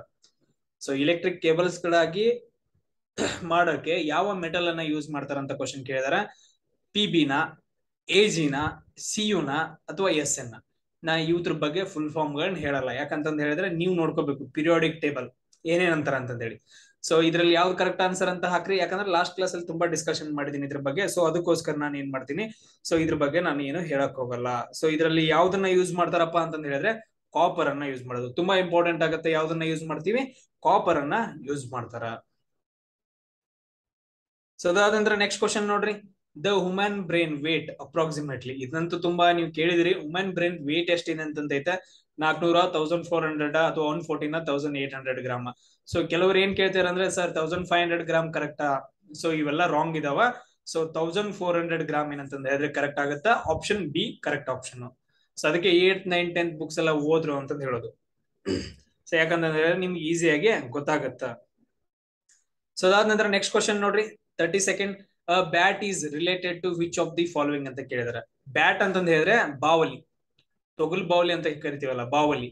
ಸೊ ಇದು ಯಾವ್ದಕ್ ಸಂಬಂಧಪಟ್ಟಿದ್ದು ಅಂತ ಕ್ವಶನ್ ಕೇಳಿದಾರೆ. ಯಾವ್ದಕ್ ಸಂಬಂಧಪಟ್ಟಿದ್ದು? ಮ್ಯಾಮಲ, ಅಥವಾ ಬರ್ಡ, ಅಥವಾ ಆರ್ಥೋಫೋಡ, ಅಥವಾ ರೆಪ್ಟೈಲ. ಎಸ್, ಇದನ್ನ 10th ಹೋದ್ರೆ ನಿಮ್ಗೆ ಗೊತ್ತಾಗತ್ತ. ಸೊ ಮ್ಯಾಮಲ್ಸ್ ಅಂತಂದ್ ಹೇಳಿದ್ರೆ ಒಂಥರ ಮರಿಯನ್ನ ಹಾಕುವ ಪ್ರಾಣಿಗಳಂತಂದ್ ಹೇಳ್ತೀವಿ. ಬರ್ಡ್ಸ್ ಅಂತಂದ್ ಹೇಳಿದ್ರೆ ಪಕ್ಷಿಗಳು. ಆರ್ಥೋಫೋಡ ಅಂತಂದ್ ಹೇಳಿದ್ರೆ ಸೊ ಒಂಥರ ಸರೀಸೃಪಗಳ ತರ ಈ ತರ ಬರ್ತಾವ. ರೆಪ್ಟೈಲ್ಸ್ ಉಭಯವಾಸಿಗಳಂತಂದ್ ಇವೆಲ್ಲ ಬರ್ತಾವ, ರೆಪ್ಟೈಲ್ಸ್ ಅವೆಲ್ಲ. ಸೊ ಅದ್ರ ಬಗ್ಗೆ ನೋಡ್ಕೋಬೇಕು. ಇದ್ರಲ್ಲಿ ಯಾವ್ದು ಆಪ್ಷನ್ ಕರೆಕ್ಟ್ ಅಂತ ನೋಡ್ರಿ. ಇದ್ರಲ್ಲಿ ಯಾವ್ದು ಆಪ್ಷನ್ ಕರೆಕ್ಟ್ ಅಪ್ಪ ಅಂತಂದ್ ಹೇಳಿದ್ರೆ 32 ಮ್ಯಾಮಲ್ಸ್ ಅಂತಂದ್ ಹೇಳ್ತೀವಿ. ಮ್ಯಾಮಲ್ಸ್ ಒಳಗಡೆ ಬ್ಯಾಟ್ ಬರುತ್ತೆ. ಸೊ ಅದಾದ ನಂತರ ನೆಕ್ಸ್ಟ್ ನೋಡ್ರಿ, which is the sweetest sugar. Which ಅಂತಂದ್ ಹೇಳಿದ್ರೆ ಯಾವ್ದು ಸ್ವೀಟೆಸ್ಟ್ ಶುಗರ್ ಅಂತಂದ್ ಹೇಳಿದ್ರೆ ಫುಲ್ ಸ್ವೀಟ್ ಆಗಿರೋದು. ಈಗ ಸಕ್ಕರೆ ಐತೆ, ಅದಕ್ಕೆ ನಾವು ಶುಗರ್ ಅಂತ ಕರಿತೀವಿ. ಸಕ್ಕರೆಗಿಂತನೂ ಜಾಸ್ತಿ ಸ್ವೀಟ್ ಆಗಿರುತ್ತೆ ಅಂತದ್ ಯಾವ್ದು ಅಂತ ಕ್ವಶನ್ ಕೇಳ್ತಾರ. ಗ್ಲೂಕೋಸಾ, ಲ್ಯಾಕ್ಟೋಸಾ, ಸುಕ್ರೋಸಾ, ಅಥವಾ ಫ್ರುಕ್ಟೋಸಾ. ಇದ್ರಲ್ಲಿ ಫುಲ್ ಸ್ವೀಟ್ ಆಗಿರೋದು ಯಾವ್ದು? ಸೊ ಆಪ್ಷನ್ ಯಾವ್ದು ಅಂತಂದ್ ಕರೆಕ್ಟ್ ಹಾಕಿ. ಸೊ ಇದ್ರಲ್ಲಿ ಯಾವ್ದು ಕರೆಕ್ಟ್ ಅಂತಂದ್ ಹೇಳಿದ್ರೆ ಫ್ರುಕ್ಟೋಸ್ ಅಂತಂದ್ ಹೇಳ್ತೀವಿ. ಯಾವ್ದು ಕರೆಕ್ಟ್? ಫ್ರುಕ್ಟೋಸ್. ಫ್ರುಕ್ಟೋಸ್ ಎಲ್ಲಿ ಸಿಗುತ್ತೆ ಅಂತ ಕೇಳಿದ್ರೆ ಜೇನುತುಪ್ಪ. ಜೇನುತುಪ್ಪದೊಳಗಡೆ ಫ್ರುಕ್ಟೋಸ್ ಇರುತ್ತೆ. ಜೇನುತುಪ್ಪ ಎಷ್ಟು ಸಿಹಿ ಆಗಿರುತ್ತೆ ಅಂತ ಗೊತ್ತಿರುತ್ತಲ್ಲ, ಸೊ ಅದು ಫ್ರುಕ್ಟೋಸ್. ಸೊ ನೆಕ್ಸ್ಟ್ ಕ್ವಶನ್ ನೋಡ್ರಿ, which of the following causes influenza disease. ನೋಡ್ರಿ, ಇನ್ಫ್ಲೂಯೆಂಜಾ ಡಿಸೀಸ್ ಸೊ ಯಾವ್ದ್ರಿಂದ ಬರುತ್ತ ಅಂತ ಕ್ವಶನ್ ಕೇಳಿದಾರೆ. ಯಾವ್ದ್ರಿಂದ ಬರುತ್ತಾ? ಬ್ಯಾಕ್ಟೀರಿಯಾನ, ವೈರಸ್, ಫಂಗೈ, ಅಥವಾ ನನ್ ಆಫ್ ದೀಸ್. ಇದ್ರಲ್ಲಿ ಯಾವ್ದು ಅಲ್ಲ. ಸೊ ಯಾವ್ದು ಕರೆಕ್ಟ್ ಆಗುತ್ತಾ ಅಂತ ಆಪ್ಷನ್ ಹಾಕ್ರಿ. ಸೊ ಇದ್ರಲ್ಲಿ ಯಾವ್ದು ಕರೆಕ್ಟ್ ಆಗತ್ತಪ್ಪ ಅಂದ್ರೆ 34th ಆಪ್ಷನ್ ಬಿ ಅಂತಂದ್ ಹೇಳ್ತೀವಿ. ವೈರಸ್ ಇಂದ ಏನಾಗತ್ತಂದ್ರೆ ಸೊ ಇನ್ಫ್ಲೂಯೆಂಜಾ ಬರುತ್ತಾ. ಈ ಇನ್ಫ್ಲೂಯೆಂಜಾ ಬರೋಕೆ ಯಾವ ವೈರಸ್ ಕಾರಣ ಅಂತಂದ್ ಹೇಳಿ ನೀವು ನೋಡ್ಬೇಕು. ಸೊ ನೆಕ್ಸ್ಟ್ ಇನ್ನೊಂದು 2-3 ದಿನದಲ್ಲಿ ನಾನು ಒಂದು ವಿಡಿಯೋವನ್ನ ಬಿಡ್ತೀನಿ ಡಿಸೀಸಸ್ ಗಳ ಮೇಲೆ. ಅಂದ್ರೆ ಬ್ಯಾಕ್ಟೀರಿಯಾಗಳಿಂದ ಬರೋ ಡಿಸೀಸ್ ಗಳಾವು, ವೈರಸ್ ಗಳಿಂದ ಬರೋದು ಯಾವ್ದು, ಫಂಗಸ್ ಗಳಿಂದ ಬರೋ ಡಿಸೀಸ್ ಗಳಾವು. ಸೊ ಒಂದು 30 to 40 minutes ಒಂದು ವಿಡಿಯೋ ಬಿಡ್ತೀನಿ, ಅದನ್ನೆಲ್ಲ ಲಿಸ್ಟ್ ಮಾಡ್ಕೊಳ್ಳಿ. ಒಂದು 2 days ಅಲ್ಲಿ ಬಿಡ್ತೀನಿ, ಡೋಂಟ್ ವರಿ. ಸೊ ಇವಾಗ ಏನಂತಂದ್ರೆ ಹೇಳಿದ್ರೆ ಸ್ವಲ್ಪ ನೀವು ನೋಡ್ಕೋಬೇಕು. ಸೊ ಅದಾದ ನಂತರ ನೋಡ್ರಿ, the main gas causing green house effect. Green house effect ಅಂತಂದ್ ಗೊತ್ತೈತಿ ನಿಮ್ಗೆ. ಸೊ ಗ್ರೀನ್ ಹೌಸ್ ಇಫೆಕ್ಟ್ ಅಂತಂದ್ ಹೇಳಿದ್ರೆ ಸೂರ್ಯನಿಂದ ಈ ತರ ರೇಡಿಯೇಷನ್, ಸೋಲಾರ್ ರೇಡಿಯೇಷನ್ಸ್ ಗಳು ಈಗ ಹೆಂಗ್ ಬೆಳಕ್ ಬರುತ್ತಲ್ಲ, ಇದು ಬರುತ್ತೆ. ಸೊ ಇದು ಬಂದ ನಂತರ ಏನಂತಂದ್ ಹೇಳಿದ್ರೆ ಇದೇನಂತಂದ್ ಹೇಳಿದ್ರೆ ರಿಫ್ಲೆಕ್ಟ್ ಆಗಿ ಮತ್ತೆ ಮೇಲ್ಗಡೆ ಹೋಗುತ್ತೆ. ಸೊ ಇದೇನಂತಂದ್ ಹೇಳಿದ್ರೆ ಪ್ರತಿಫಲಿಸಿ ಮೇಲ್ಗಡೆ ಹೋಗುತ್ತೆ. ಪ್ರತಿಫಲಿಸಿ ಮೇಲ್ಗಡೆ ಹೋಗೋದ್ರಿಂದ ಅವು ಏನಾಗ್ತಾವ ಅಂದ್ರೆ IR ರೇಡಿಯೇಷನ್ಸ್ ಆಗಿ ಕನ್ವರ್ಟ್ ಆಗ್ತಾವ, ಅಂದ್ರೆ ಇನ್ಫ್ರಾರೆಡ್ ರೇಡಿಯೇಷನ್ಸ್ ಆಗಿ ಕನ್ವರ್ಟ್ ಆಗ್ತಾವ. ಸೊ ಇಲ್ಲೆಲ್ಲಾದ್ರೂ ಮೋಡಗಳಿದ್ರೆ ಏನಾಗ್ತಾವ ಅಂದ್ರೆ ಈ ಮೋಡಗಳು ಹಿಡ್ಕೊಂಡು ಈ ಭಾಗವನ್ನ, ಭೂಮಿಯ ಭಾಗವನ್ನ ಏನಿರ್ತಾವ ಅಂದ್ರೆ ಬೆಚ್ಚಗಿಡ್ತಾವ. ಏನ್ ಮಾಡ್ತಾವ? ಬೆಚ್ಚಗಿಡ್ತಾವ.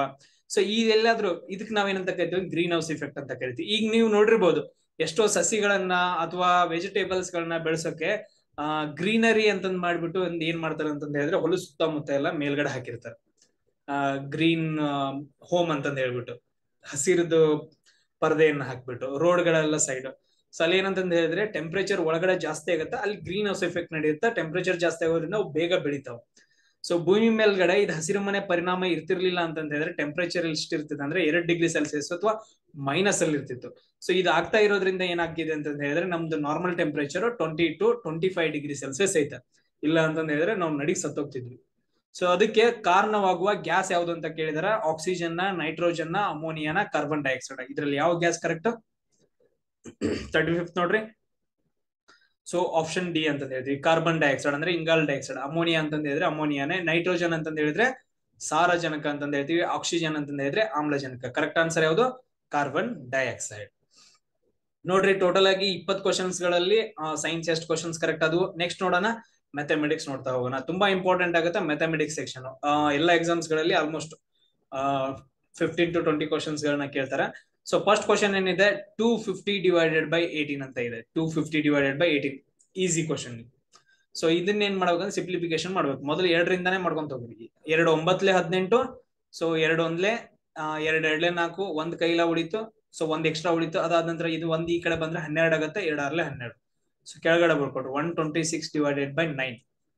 ಸೊ 2ರಿಂದ ಹೋಗುತ್ತಾ? ಹೋಗಂಗಿಲ್ಲ. 3ರಿಂದ ಹೋಗುತ್ತೆ ನೋಡ್ರಿ. 3 3 9, 3 4 12, 3 2 6 ಹೋಗುತ್ತೆ. ಸೊ ಅದಾದ್ಮೇಲೆ ಮತ್ತೆ 3ರಿಂದ ಹೋಗುತ್ತೆ ನೋಡ್ರಿ. 3 1 3, 1 ಉಳಿತೈತಿ. 3 4 12. ಆನ್ಸರ್ ಯಾವ್ದು ಕರೆಕ್ಟ್ ಆಗತ್ತೆ ಅಂದ್ರೆ 14 ಕರೆಕ್ಟ್ ಆಗತ್ತೆ. ಸೊ ನೆಕ್ಸ್ಟ್ ಕ್ವಶನ್ ನೋಡ್ರಿ, 37th one. A sum of Rs 750 becomes 795 in 2 years by simple interest. Then rate of simple interest is ಅಂತ ಕೇಳಿದಾರೆ. ನಾನ್ ನಿಮ್ಗೆ ಹೇಳಿದೀನಿ ಈ ತರ ಕ್ವಶನ್ಸ್ ಕೊಟ್ರೆ ಅವ್ರು ಏನೇನ್ ಕೊಟ್ಟಿದಾರ ಮೊದಲು ಬರ್ಕೋಬೇಕು. ಸಮ್ ಆಫ್ ಮನಿ 750 ಇದ್ದದ್ದು ಏನಾಗಿದೆ ಅಂತಂದ್ರೆ 750 ಇದ್ದದ್ದು ಏನಾಗಿದೆ ಅಂದ್ರೆ 795 ರೂಪಾಯಿ ಆಗಿದೆ. ಸೊ ಎಷ್ಟು ವರ್ಷದಲ್ಲಿ? 2 years ಅಲ್ಲಿ. ಅಂದ್ರೆ ಟೈಮ್ ಎಷ್ಟು ಕೊಟ್ಟಿದಾನ? 2 years ಕೊಟ್ಟಿದ್ದಾನ, 2 ವರ್ಷ. ಆಮೇಲೆ ನೆಕ್ಸ್ಟ್ ಏನ್ ಕೊಟ್ಟಿದ್ದಾನೆ? ಸಿಂಪಲ್ ಇಂಟ್ರೆಸ್ಟ್ ಅಂತ ಕೊಟ್ಟಿದ್ದಾನೆ. ಸಿಂಪಲ್ ಇಂಟ್ರೆಸ್ಟ್ ಅಂತ ಇಷ್ಟ ಮಾಡಿದಾನೆ. ಏನ್ ಕೇಳಿದಾನ ಅವನು? ಪರ್ಸೆಂಟೇಜ್ ಕೊಟ್ಟಿದ್ದಾನ ಅಂತ ಹೇಳಿದ್ರೆ ರೇಟ್ ಕೇಳಿದಾನ. ನಾವ್ ಏನ್ ಕಂಡುಹಿಡಬೇಕು? ರೇಟ್ ಕಂಡುಹಿಡಬೇಕು. ನಮಗ್ ಫಾರ್ಮುಲಾ ಏನಿದೆ? SI = P × R × T / 100 ಅಂತ ಇದೆ. ಇಲ್ಲಿ ನೋಡ್ರಿ, ಈ ಸಮ್ ಆಫ್ ಮನಿ ಏನಂತಂದ್ರೆ 750 ಏನಾಗಿದೆ ಅಂತ ಹೇಳಿದ್ರೆ 795 ಆಗೈತೆ. ಸೊ 795 ಇದೆ ಅಂತ ಹೇಳಿದ್ರೆ ನಾವು ಎಕ್ಸ್ಟ್ರಾ ಮನಿ ಏನ್ ಕೊಡ್ತೀವಲ್ಲ ಅದಕ್ಕೆ ನಾನು ಏನಂತ ಹೇಳಿದೀನಿ? ಸಿಂಪಲ್ ಇಂಟ್ರೆಸ್ಟ್, ಬಡ್ಡಿ ಅಂತ ಹೇಳಿದೀನಿ. ಸೊ ಅದನ್ನ ಮೈನಸ್ ಮಾಡ್ರಿ. 795ರಲ್ಲಿ 750 ರೂಪಾಯಿ ಕಳ್ರಿ, 5 ಉಳಿತು. ಸೊ 9ರಾಗ 5 ಕಳೆದ್ರೆ 45 ರೂಪಾಯಿ. ಇದೇನಂತಂದ ಹೇಳಿದ್ರೆ 45 ರೂಪಾಯಿ ನಾವು ಎಕ್ಸ್ಟ್ರಾ ಏನ್ ಕೊಡ್ತೀವಲ್ಲ ಅದು ಸಿಂಪಲ್ ಇಂಟ್ರೆಸ್ಟ್. ಎಸ್, ನಮ್ಗೆ 1 ಸಿಕ್ತು ಸಿಂಪಲ್ ಇಂಟ್ರೆಸ್ಟ್. ಆಮೇಲೆ ಅಸಲು ನಾವು ಎಷ್ಟು ಅಸಲು ತಗೊಂಡಿದೀವಿ? 750 ರೂಪಾಯಿ. ಅದು 795 ಆಗಿತ್ತು. ಸೊ 750 ಏನಾಯ್ತು? ಅಸಲಾಯ್ತು. ಅದಾದ ನಂತರ ನಮ್ಗೆ ಏನ್ ಕೇಳಿದಾನ? ಆರ್ ಕೇಳಿದಾನ. ಟೈಮ್ ಎಷ್ಟೈತೆ? 2 ವರ್ಷ / 100. ಸಿಂಪ್ಲಿಫಿಕೇಶನ್ ಮಾಡ್ರಿ. ಇವಾಗ ಮಾಡ್ತಾ ಹೋಗ್ರಿ ಸಿಂಪ್ಲಿಫಿಕೇಶನ್. ಇಲ್ಲೇ ಮಾಡ್ತಾ ಹೋಗ್ರಿ. ಸೊ ಈ 0 ಹೋಗುತ್ತಾ, ಈ 0 ಹೋಗುತ್ತಾ. ಇಲ್ಲೂ 2 1 5, 2 ಆಮೇಲೆ 2 5 10. ಸೊ 5ರಿಂದ ಮತ್ತೆ ಡಿವೈಡ್ ಆಗುತ್ತೆ ನೋಡ್ರಿ. 5 1 5, 2 ಉಳಿತೈತಿ. 25 ಆಗತ್ತ. 5 5 25. ಉಳಿದಿದ್ದೆಲ್ಲ ಈ ಕಡೆ ಬರ್ಕೋತೀನಿ ನೋಡ್ರಿ. ಸೊ ಈ ಕಡೆ ಬರ್ಕೊಂತೀನಿ. ಸೊ 45 ಉಳಿತ = ಇಲ್ಲಿ ಎಷ್ಟು ಉಳಿತ? ಎಲ್ಲಾ ಸಿಂಪ್ಲಿಫಿಕೇಶನ್ ಮಾಡಿ 15 ಉಳಿಯುತ್ತೆ ಇಂಟು 6. ನಾವು 6 ಅಷ್ಟೇ ಕಂಡು ಹಿಡಿಬೇಕು. ಈಗ ನಾನು 6 ಅಷ್ಟೇ ಬರ್ಕೋತೀನಿ ನೋಡ್ರಿ. ಈ 15 ಈ ಕಡೆ ಹೋದ್ರೆ ಏನಾಗುತ್ತೆ? ಡಿವೈಡೆಡ್ ಬೈ ಆಗತ್ತೆ. ಸೊ 45 / 15 ಆಗತ್ತೆ. ಸೊ ಸಿಂಪ್ಲಿಫಿಕೇಶನ್ ಆಗತ್ತೆ ನೋಡ್ರಿ.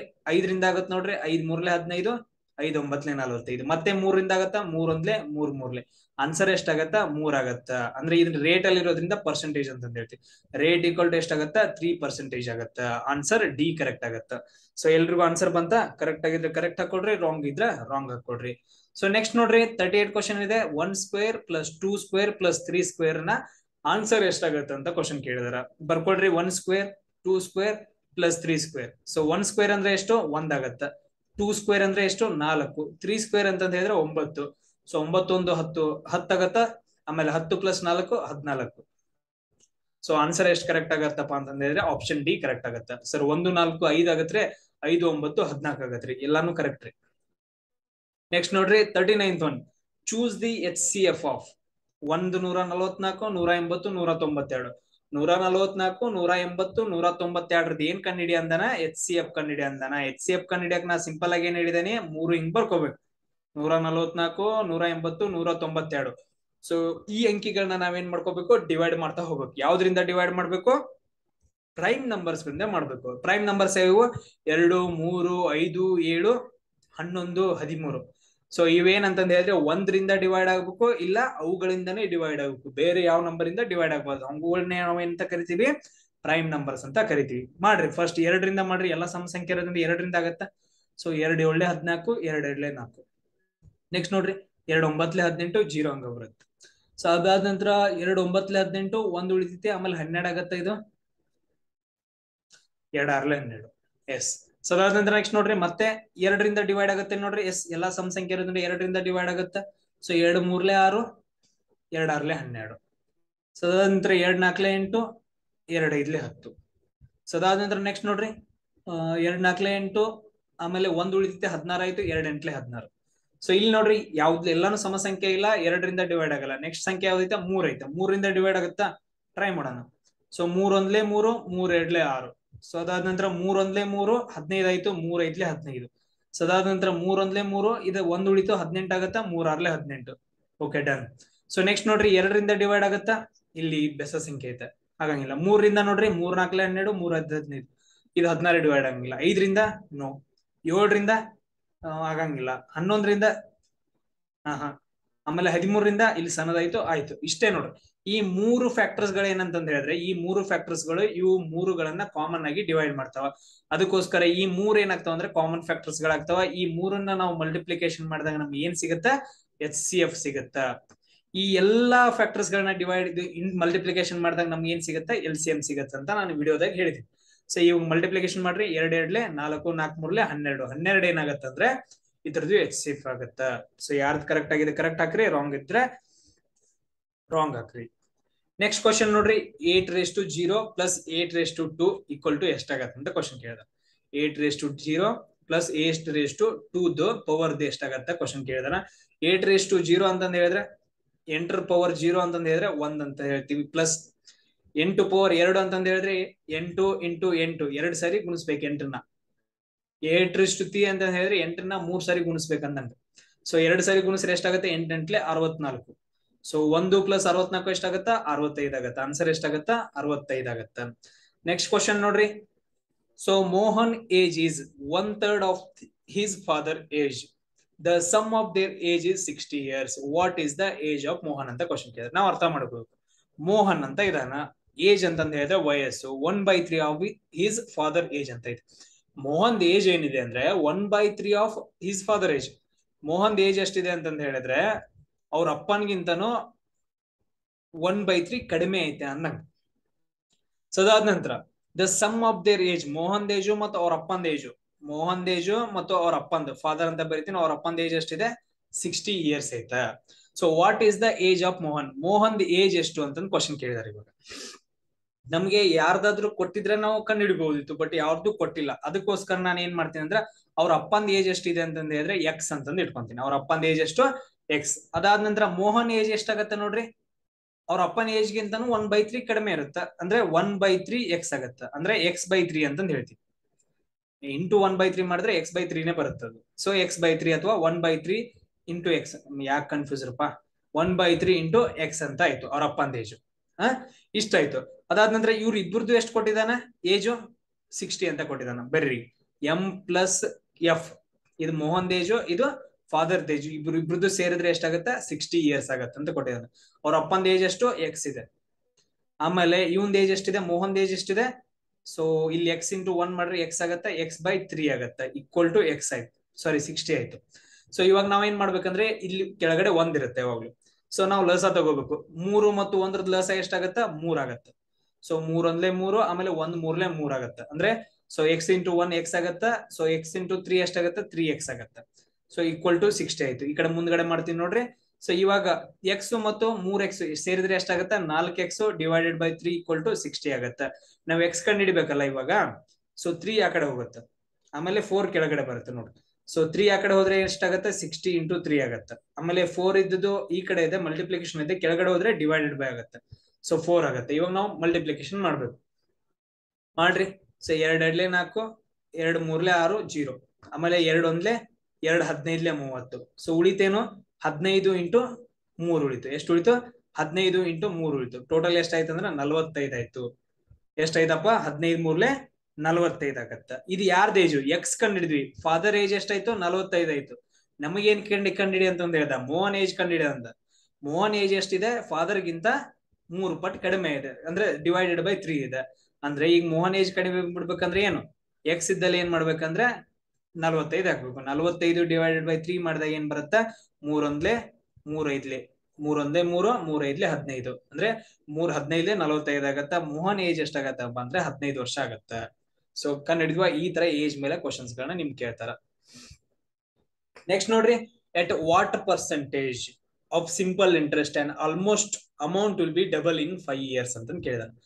ಅಂದ್ರೆ ಎಟ್ ವಾಟ್ ಪರ್ಸೆಂಟೇಜ್ ಅಂತ ಕೆಳಗಡೆ ಪರ್ಸೆಂಟೇಜ್ ಕೊಟ್ಟಿದಾನ, ರೇಟ್ ಕಂಡಿಡಿ ಅಂತಂದು ಹೇಳಿದಾನ. ಸಿಂಪಲ್ ಒಂದಾಯ್ತು.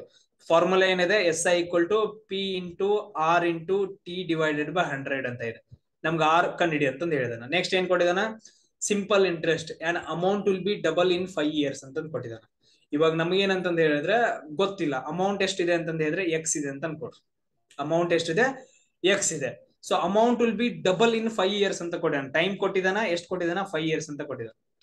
ಆಮೇಲೆ ಅಮೌಂಟ್ ವಿಲ್ ಬಿ ಡಬಲ್ ಅಂತ ಕೊಟ್ಟಿದ್ದಾನೆ. ಎಷ್ಟಾಗಬೇಕು 5 ವರ್ಷದಲ್ಲಿ 2x ಆಗಬೇಕು. ಡಬಲ್ ಆಯ್ತು. ಆಮೇಲೆ ಈಗ ಒಂದು ಅಮೌಂಟ್ ಇದೆ. ಸೊ ಇದನ್ನ ನಾವೇನಂತ ಕರಿತೀವಿ ಪ್ರಿನ್ಸಿಪಲ್, ಅಸಲು ಅಂತ ಕರಿತೀವಿ. ಸೊ ಇದು ಡಬಲ್ ಆಗ್ಬೇಕಂತ ಹೇಳಿದ್ರೆ ಸೊ ಅಂದ್ರೆ ನಾವು ಎಕ್ಸ್ಟ್ರಾ ಕೊಡ್ತೀವಲ್ಲ, ನಾವು ರಿಟರ್ನ್ ಕೊಡ್ಬೇಕಂದ್ರೆ ಎಕ್ಸ್ಟ್ರಾ ಕೊಡ್ತೀವಿ. ಸೊ ಆ ಎಕ್ಸ್ಟ್ರಾ ಕೊಟ್ಟಿದ್ ಮನಿಯನ್ನ ನಾವು ಕಡಿಬೇಕು. ಇವಾಗ ಅದು ಏನಾಗತ್ತೆ ಅಂದ್ರೆ ಎಸ್ ಐ ಆಗತ್ತೆ.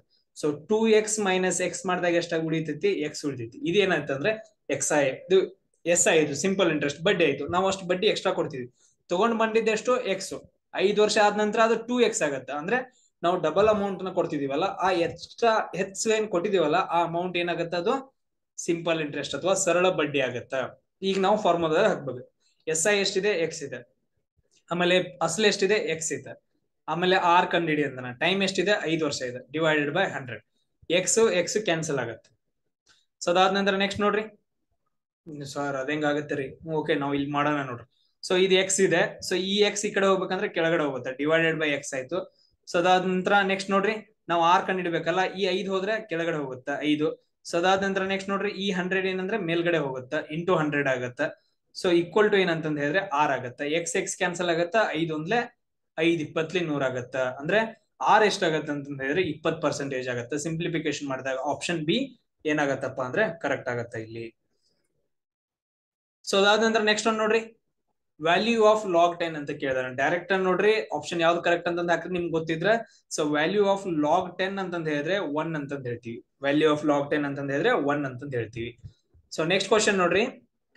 So if an angle is 8 time of its supplementary angle then larger angle is ಅಂತ ಕ್ವಶನ್ ಕೇಳಿದ. ಸೊ ಇವಾಗ ಏನಂದ್ರೆ ಈ ತರ ಒಂದು ಸರಳ ರೇಖೆ ಇರುತ್ತಾ, ಈ ತರ ಏನಂತಂದ್ ಹೇಳಿದ್ರೆ ಇಲ್ಲೊಂದು ರೇಖೆ ಇರುತ್ತಾ, ಇವೆರಡೂ ಸೇರಿ. ಸೊ ಇದು ಎ ಬಿ ಅಂತ ಅನ್ಕೊಡ್ರಿ, ಇದು ಸಿ ಡಿ ಅಂತ ಅನ್ಕೊಡ್ರಿ. ಸೊ ಎ ಬಿ ಒಂದ್ ಲೈನ್ ಐತೆ, ಸಿ ಡಿ ಒಂದ್ ಲೈನ್ ಐತೆ. ಇವೆರಡು ಸೇರಿದಾಗ ಒಂದು ಆಂಗಲ್ ಕ್ರಿಯೇಟ್ ಆಗುತ್ತೆ. ಸೊ ಇದನ್ನ ತೀಟಾ 1 ಅಂತಂದ್ ಅನ್ಕೊಡ್ರಿ. ತೀಟಾ ಅಂತ ಅನ್ಕೊಡ್ರಿ ಆಂಗಲ್ ಇದು. ಸೊ ಅದಾದ ನಂತರ ಇಲ್ಲಿ ಉಳಿದಿದ್ದೇನೈತಲ್ಲ ಇದನ್ನ ನಾವೇನಂತ ಕರಿತೀವಿ ಅಂದ್ರೆ ಸಪ್ಲಿಮೆಂಟರಿ ಆಂಗಲ್ ಅಂತ ಕರಿತೀವಿ. ಇವೆರಡು ಸೇರಿದ್ರೆ ಎಷ್ಟಾಗತ್ತೆ ಅಂದ್ರೆ 180 ಆಗತ್ತೆ. ಇಲ್ಲಿ ನಮ್ಗೇನ್ ಕೊಟ್ಟಿದಾನ, if an angle is 8 times of its supplementary angle then larger angle is ಅಂತ ಕ್ವಶನ್ ಕೇಳ್ತಾನೆ. ಇಲ್ಲಿ ನಮ್ ಕ್ವಶನ್ ನೋಡ್ರಿ, ಒಂದ್ ಆಂಗಲ್ ಐತೆ ಅದ್ ನನ್ಗೆ ಗೊತ್ತಿಲ್ಲ ಎಕ್ಸ್ ಅಂತಂದ್ ಇಟ್ಕೊಡ್ರಿ.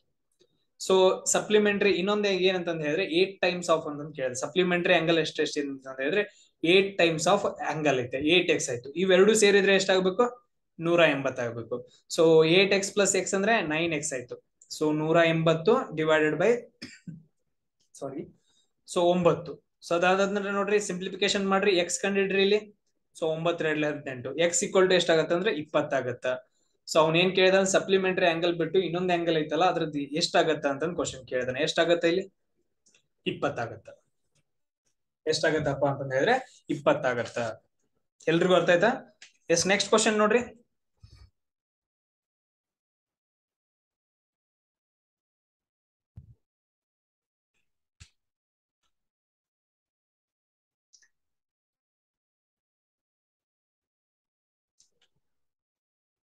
So what will be the unit number of the product 215 167. So 2153 ಐತಲ್ಲ, ಇದ್ರದ್ ಪವರ್ ಎಷ್ಟಿದೆ ಅಂದ್ರೆ 167 ಇದೆ.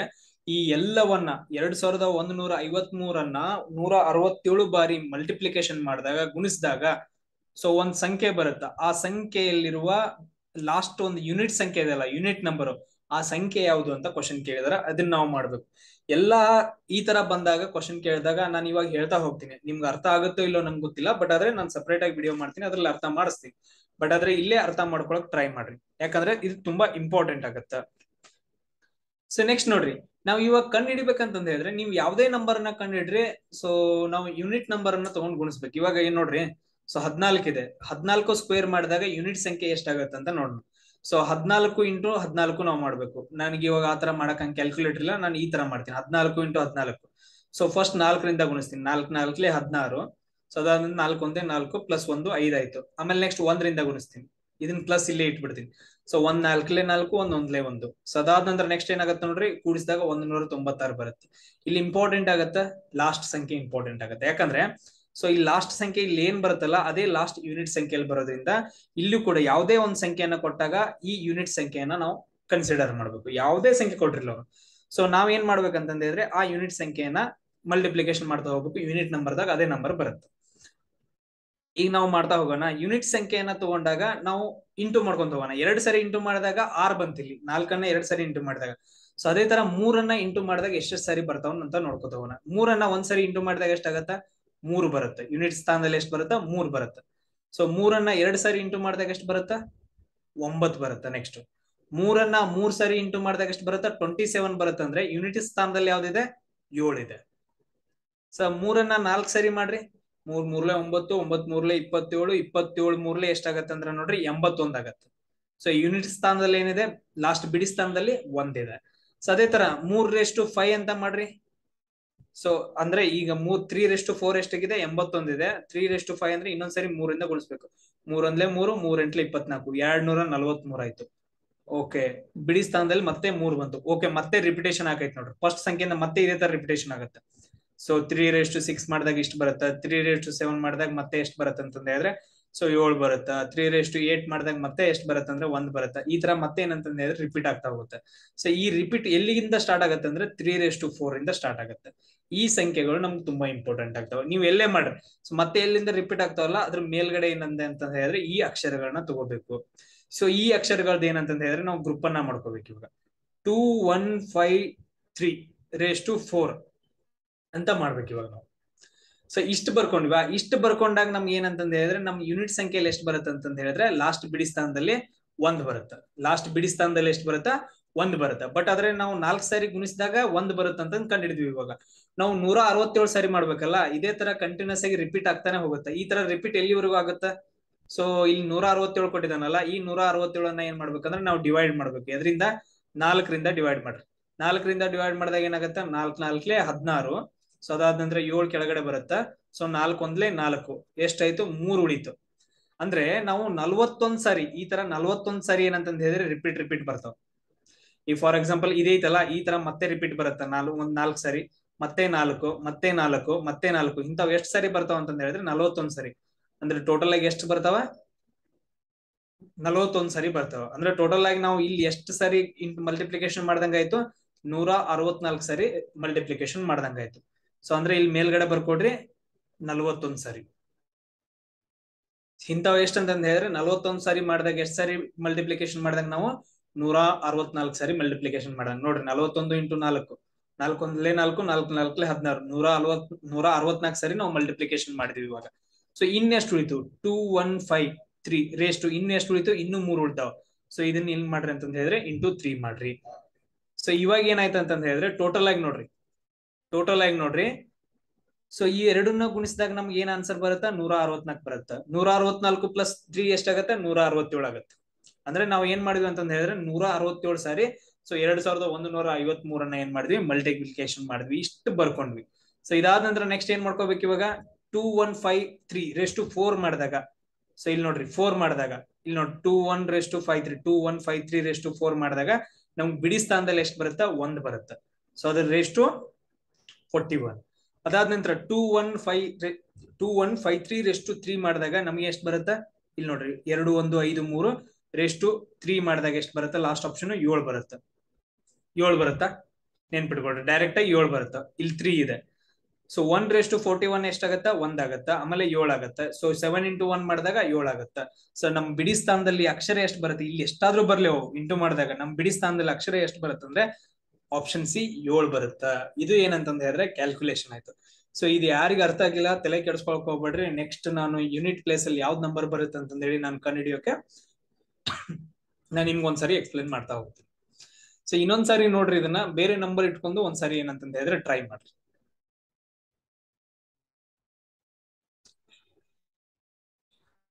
ನೆಕ್ಸ್ಟ್ ಕ್ವಶನ್ ನೋಡ್ರಿ. ಸೊ ಇದನ್ನ ಏನ್ ಮಾಡ್ಬೇಕಂದ್ರೆ ನಾವು ಸಿಂಪ್ಲಿಫಿಕೇಶನ್ ಮಾಡ್ಬೇಕು. So simplification 25 whole divided by bracket ಇದೆ 25 ಪ್ಲಸ್ ಫ್ಲವರ್ ಬ್ರಾಕೆಟ್ ಇದೆ 25 ಅದ್ರ ಡಿವೈಡೆಡ್ ಬೈ 7 - 2 ಅಂತ ಇದೆ. ಇಲ್ಲಿ ಬ್ರಾಕೆಟ್ ಇದೆ. ಸೊ ಫ್ಲವರ್ ಬ್ರಾಕೆಟ್ ಕಂಪ್ಲೀಟ್, ಆಮೇಲೆ sub bracket complete, square bracket complete. So ಇದನ್ನ ನಾವು ಸಿಂಪ್ಲಿಫಿಕೇಶನ್ ಮಾಡ್ಬೇಕಂದ್ರೆ ಬೋರ್ಡ್ ಮಾಸ್ ರೂಲ್ ತುಂಬಾ ಇಂಪಾರ್ಟೆಂಟ್ ಆಗುತ್ತೆ. ಬೋರ್ಡ್ ಮಾಸ್ ಅಂತಂದ ಹೇಳಿ ಈ ತರ ರೂಲ್ ಬರುತ್ತೆ. ಬಿ ಅಂತಂದ ಹೇಳಿದ್ರೆ ಬ್ರಾಕೆಟ್ ದಾಗ ಇದ್ದು ಮೊದಲು ಸಾಲ್ವ್ ಮಾಡ್ಬೇಕು, ಆಮೇಲೆ ಆಫ್ ಇದು ಸ್ಮಾಲ್ ಮಾಡ್ಬೇಕು. ಅದಾದ ನಂತರ ಡಿವಿಷನ್ ಸ್ಮಾಲ್ ಇದು ಈ ತರ ಇದ್ರೆ ಡಿವಿಷನ್ ಇದ್ರೆ ಸಾಲ್ವ್ ಮಾಡ್ಬೇಕು. ಅದಾದ ನಂತರ ನೆಕ್ಸ್ಟ್ ಮಲ್ಟಿಪ್ಲಿಕೇಶನ್ ಮಾಡ್ಬೇಕು. ಅದಾದ ನಂತರ ಎಡಿಷನ್ ಮಾಡ್ಬೇಕು, ಆಮೇಲೆ ಸಬ್ಸ್ಟ್ರಾಕ್ಷನ್ ಮಾಡ್ಬೇಕು. ಸೊ ಇದು ಬೋರ್ಡ್ ಮಾಸ್ ರೂಲ್ ಅಂತ ಹೇಳ್ತೀವಿ. ಮೊದಲು ಬ್ರಾಕೆಟ್ ಇಲ್ಲಿದೆ ನೋಡ್ರಿ. ಸೊ ಬ್ರಾಕೆಟ್ ಒಳಗಿನ ಮೊದಲು ಮಾಡ್ಬೇಕು. ಬ್ರಾಕೆಟ್ ಮೊದಲು ಮಾಡಿದ್ರೆ ಎಷ್ಟಾಯ್ತು ನೋಡ್ರಿ 25. So 25 plus so floor bracket 25 divided by bracket ಒಳಗಿದ್ ಮಾಡ್ರಿ 7 - 2 ಮಾಡಿದಾಗ ಎಷ್ಟಾಗತ್ತ? 5 ಉಳಿಯುತ್ತೆ. ಎಸ್. ಅದಾದ ನಂತರ ನೆಕ್ಸ್ಟ್ ಸ್ಕ್ವೇರ್ ಬ್ರಾಕೆಟ್ ಇದೆ. ಇದರಲ್ಲಿ ಸ್ಕ್ವೇರ್ ಬ್ರಾಕೆಟ್ ಮತ್ತು ಫ್ಲವರ್ ಬ್ರಾಕೆಟ್ ಅಂತ ಬಂದಾಗ ಮೊದಲು ಯಾವ್ದು ಮಾಡ್ಬೇಕು?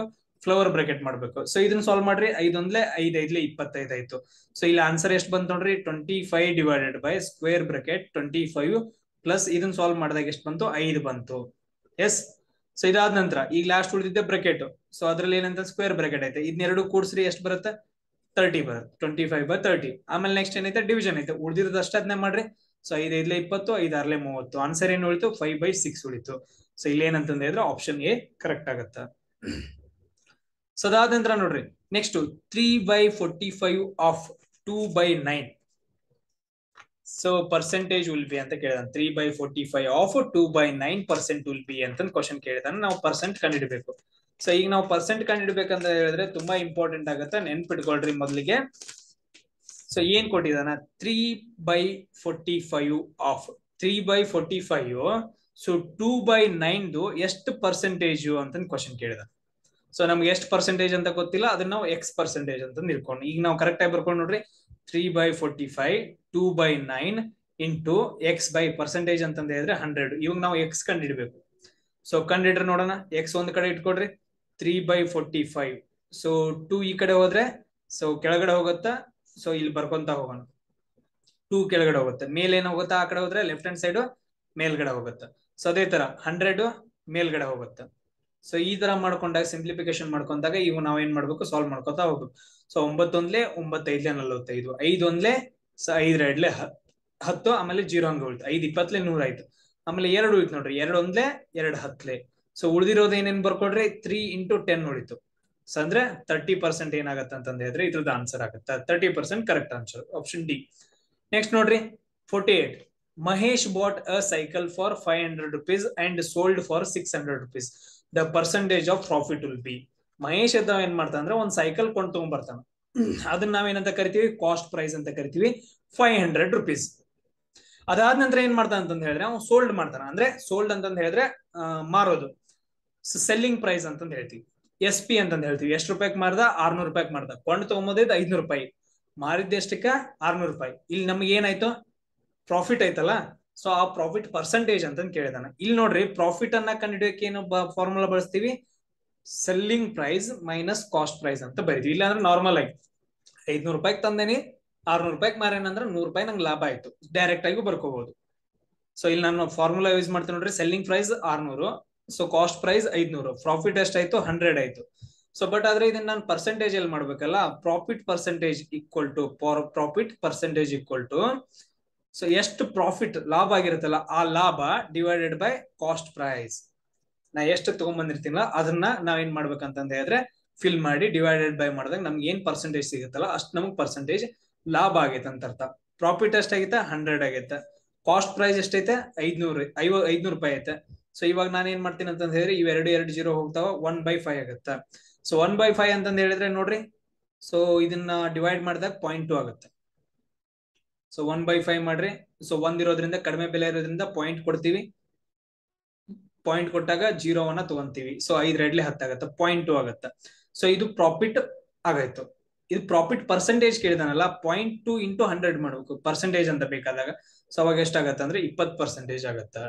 ಸೊ ಇದೇನಂತಂದ್ರೆ ಹೇಳಿದ್ರೆ ಆಪ್ಷನ್ ಸಿ ಕರೆಕ್ಟ್ ಆಗತ್ತೆ. ಸೊ ನೆಕ್ಸ್ಟ್ ನೋಡ್ರಿ, ನೆಕ್ಸ್ಟ್ ಕ್ವಶನ್ ಇದೆ. So Harish took 10,000 rupees. Harish ಏನ್ ಮಾಡ್ದ ಅಂತಂದ್ರೆ ಹೇಳಿದ್ರೆ 10,000 rupees ತೊಗೊಂಬರ್ತಾನ ಫ್ರಮ್ ಸೋಹನ್. ಯಾರಿಂದ? ಸೋಹನ್ ಇಂದ. If interest rate is 12%. Interest rate ಎಷ್ಟಿದೆ ಅಂತಂದ್ರೆ ಹೇಳಿದ್ರೆ 12% ಇದೆ, ಬರ್ಕೋಬೇಕು. ರೇಟ್ 12% ಕೊಟ್ಟಿದ್ದಾನ. 10,000 ತಗೊಂಡ್ಬಂದಿದ್ದಾನ. 10,000 ತಗೊಂಡ್ಬಂದಿದ ಅಂತಂದ ಹೇಳಿದ್ರೆ ಅಸಲು ತಗೊಂಡ್ಬಂದಿದ್ದಾನ. ಪಿ ಏನಂತಂದ ಹೇಳಿದ್ರೆ ಅಸಲು ತಗೊಂಡ್ ಬಂದಿದ್ದಾನ. So annual.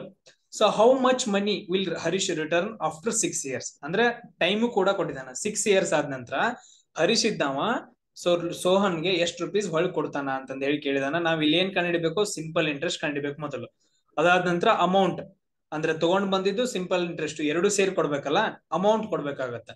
ಸೊ ಅಸಲು ಪ್ಲಸ್ ಆಮೇಲೆ ಸರಳ ಬಡ್ಡಿ ಇವೆರಡು ಸೇರಿ ಕೊಟ್ಟಾಗ ಏನಾಗತ್ತೆ ಅಂದ್ರೆ ಅವಂಗ ಮನಿ ಮುಟ್ಟಿದಂಗ ಆಗತ್ತೆ. ಸೊ ಅಮೌಂಟ್ ಅನ್ನ ಕಂಡಿಡಬೇಕು. ಇಲ್ಲಿ ಫಾರ್ಮುಲಾ ಏನ್ ಬಳಸ್ತೀವಿ? SI = P × R × T / 100. So ನಾವ್ ಏನ್ ಮಾಡ್ಕೋಬೇಕು? ಮೊದಲು SI ಅನ್ನ ಎಲ್ಲಾ ಹಾಕ್ಬಿಟ್ಟು ಏನಂತಂದ್ರೆ SI ಅನ್ನ ಕಂಡಿಡಿಬೇಕು.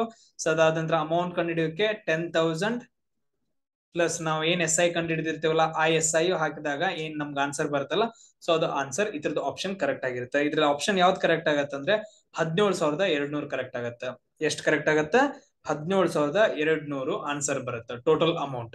ಸೊ ನೀವು SI ಅನ್ನ ಕಂಡಿಡ್ಕೋಬೇಕು. ಯಾಕಂದ್ರೆ ತುಂಬಾ ಸರಿ ಹೇಳಿದೀನಿ ಆಲ್ರೆಡಿ, ಒಂದು ಎಕ್ಸ್ಟ್ರಾ ವಿಡಿಯೋ ಕೂಡ ಹಾಕಿದೀನಿ, ಅದಕ್ಕೋಸ್ಕರ ನಿಮ್ಗೆ ವರ್ಕ್ ಇದು. ಸೊ ನೆಕ್ಸ್ಟ್ ನೋಡ್ರಿ, 5th ಕ್ವಶನ್. 7/0 × 7/2 = x ಅಂತ ಇದೆ. ನಮ್ಗೆ ಇಲ್ಲಿ ಏನ್ ಕಂಡಿಡಿಯೋದನ್ನ ದ ವ್ಯಾಲ್ಯೂ ಆಫ್ ಎಕ್ಸ್ ಅನ್ನ ಕಂಡಿಡಿ ಅಂತಂದ ಹೇಳಿದಾನ. 7/0 ಅಂತಂದ ಹೇಳಿದ್ರೆ 1 ಅಂತಂದ ಹೇಳ್ತೀವಿ. ಸೊ ಅದಾದ ನಂತರ 7/2 ಅಂತಂದ ಹೇಳಿದ್ರೆ 7 ಅನ್ನ 2 ಸಾರಿ ಗುಣಿಸ್ಬೇಕು. 7 ಎಷ್ಟಾಗತ್ತ? 49 ಆಗತ್ತೆ = x. ಅದಾದ ನಂತರ ಇಷ್ಟ ಎಷ್ಟಾಗತ್ತೆ ಅಂದ್ರೆ 49 × 1 ಅಂದ್ರೆ 49. ಎಕ್ಸ್ ವ್ಯಾಲ್ಯೂ ಎಷ್ಟಾಯ್ತು? 49 ಆಗತ್ತೆ. ಸೊ ಇದೇನಪ್ಪಾ ಅಂತಂದ ಹೇಳಿದ್ರೆ 10ನೇ ಕ್ವಶನ್ ಪೇಪರ್ ಆಯ್ತು. ಸೊ ಮರೆಯಕ್ ಹೋಗ್ಬೇಡ್ರಿ. ಸೊ ಟೆಸ್ಟ್ ಅನ್ನ ತಗೊಳ್ರಿ. ನಾನು ಟೋಟಲ್ ಆಗಿ 10 ಆನ್ಲೈನ್ ಟೆಸ್ಟ್ ಗಳನ್ನ ತಗೊಂತೀನಿ. ಆಲ್ಮೋಸ್ಟ್ ಎಷ್ಟಾಗತ್ತೆ ನೋಡೋಣ. 10 ಆದ್ರೆ 10, 5 ಆದ್ರೆ 5. ಸೊ ನಾನು 3-4 ಡೇಸ್ ಒಂದ್ಸರಿ ನಾನು ಆನ್ಲೈನ್ ಟೆಸ್ಟ್ ಅನ್ನು ತಗೊಂತ ಹೋಗ್ತೀನಿ. ಸೊ ಮರೆಯೋಕ್ ಹೋಗ್ಬೇಡ್ರಿ. ಎಲ್ಲೆಲ್ಲೋ ದುಡ್ಡು ಖರ್ಚು ಮಾಡ್ತೀರಿ. 10 ರೂಪೀಸ್ ಅಷ್ಟೇ. ಫ್ರೀ ಆಗಿಡಲ್ಲ. ಯಾಕಂತಂದ್ರೆ ಫ್ರೀ ಆಗಿಟ್ರೆ ಯಾರು ಕರೆಕ್ಟ್ ಆಗಿ ಅಟೆಂಡ್ ಆಗಲ್ಲ. ಸೊ ಅದಾದ ನಂತರ ನೀವು ಎಷ್ಟು ಜನ ಬರೀತೀರಾ ಅಷ್ಟು ಜನರದ್ದು ಏನ್ ಮಾಡ್ತೀನಿ ಅಂತಂದ್ರೆ PDF ಬಿಡ್ತೀನಿ. ನಿಮ್ ರ್ಯಾಂಕ್, ನಿಮ್ ಪರ್ಸೆಂಟೇಜ್ಗಳು ಎಷ್ಟು ಬಂದಿದಾವ ಅಂತ ನೋಡ್ರಿ. ನೀವು ಇನ್ನೂ ಎಷ್ಟು ಸ್ಟಡಿ ಮಾಡ್ಬೇಕಂತ ನೋಡ್ರಿ. ಸೇಮ್ ಅಗ್ನಿವೀರ ಎಕ್ಸಾಮ್ ಹೆಂಗ್ ನಡೆಸ್ತಾನಲ್ಲ, ಸೇಮ್ ಅದೇ ತರ ನಾನು ಕೂಡ ನಡೆಸ್ತೀನಿ. ಸೊ ನೆಕ್ಸ್ಟ್ ವಿಡಿಯೋದಲ್ಲಿ ಸಿಗೋಣ. ಜೈ ಹಿಂದ್.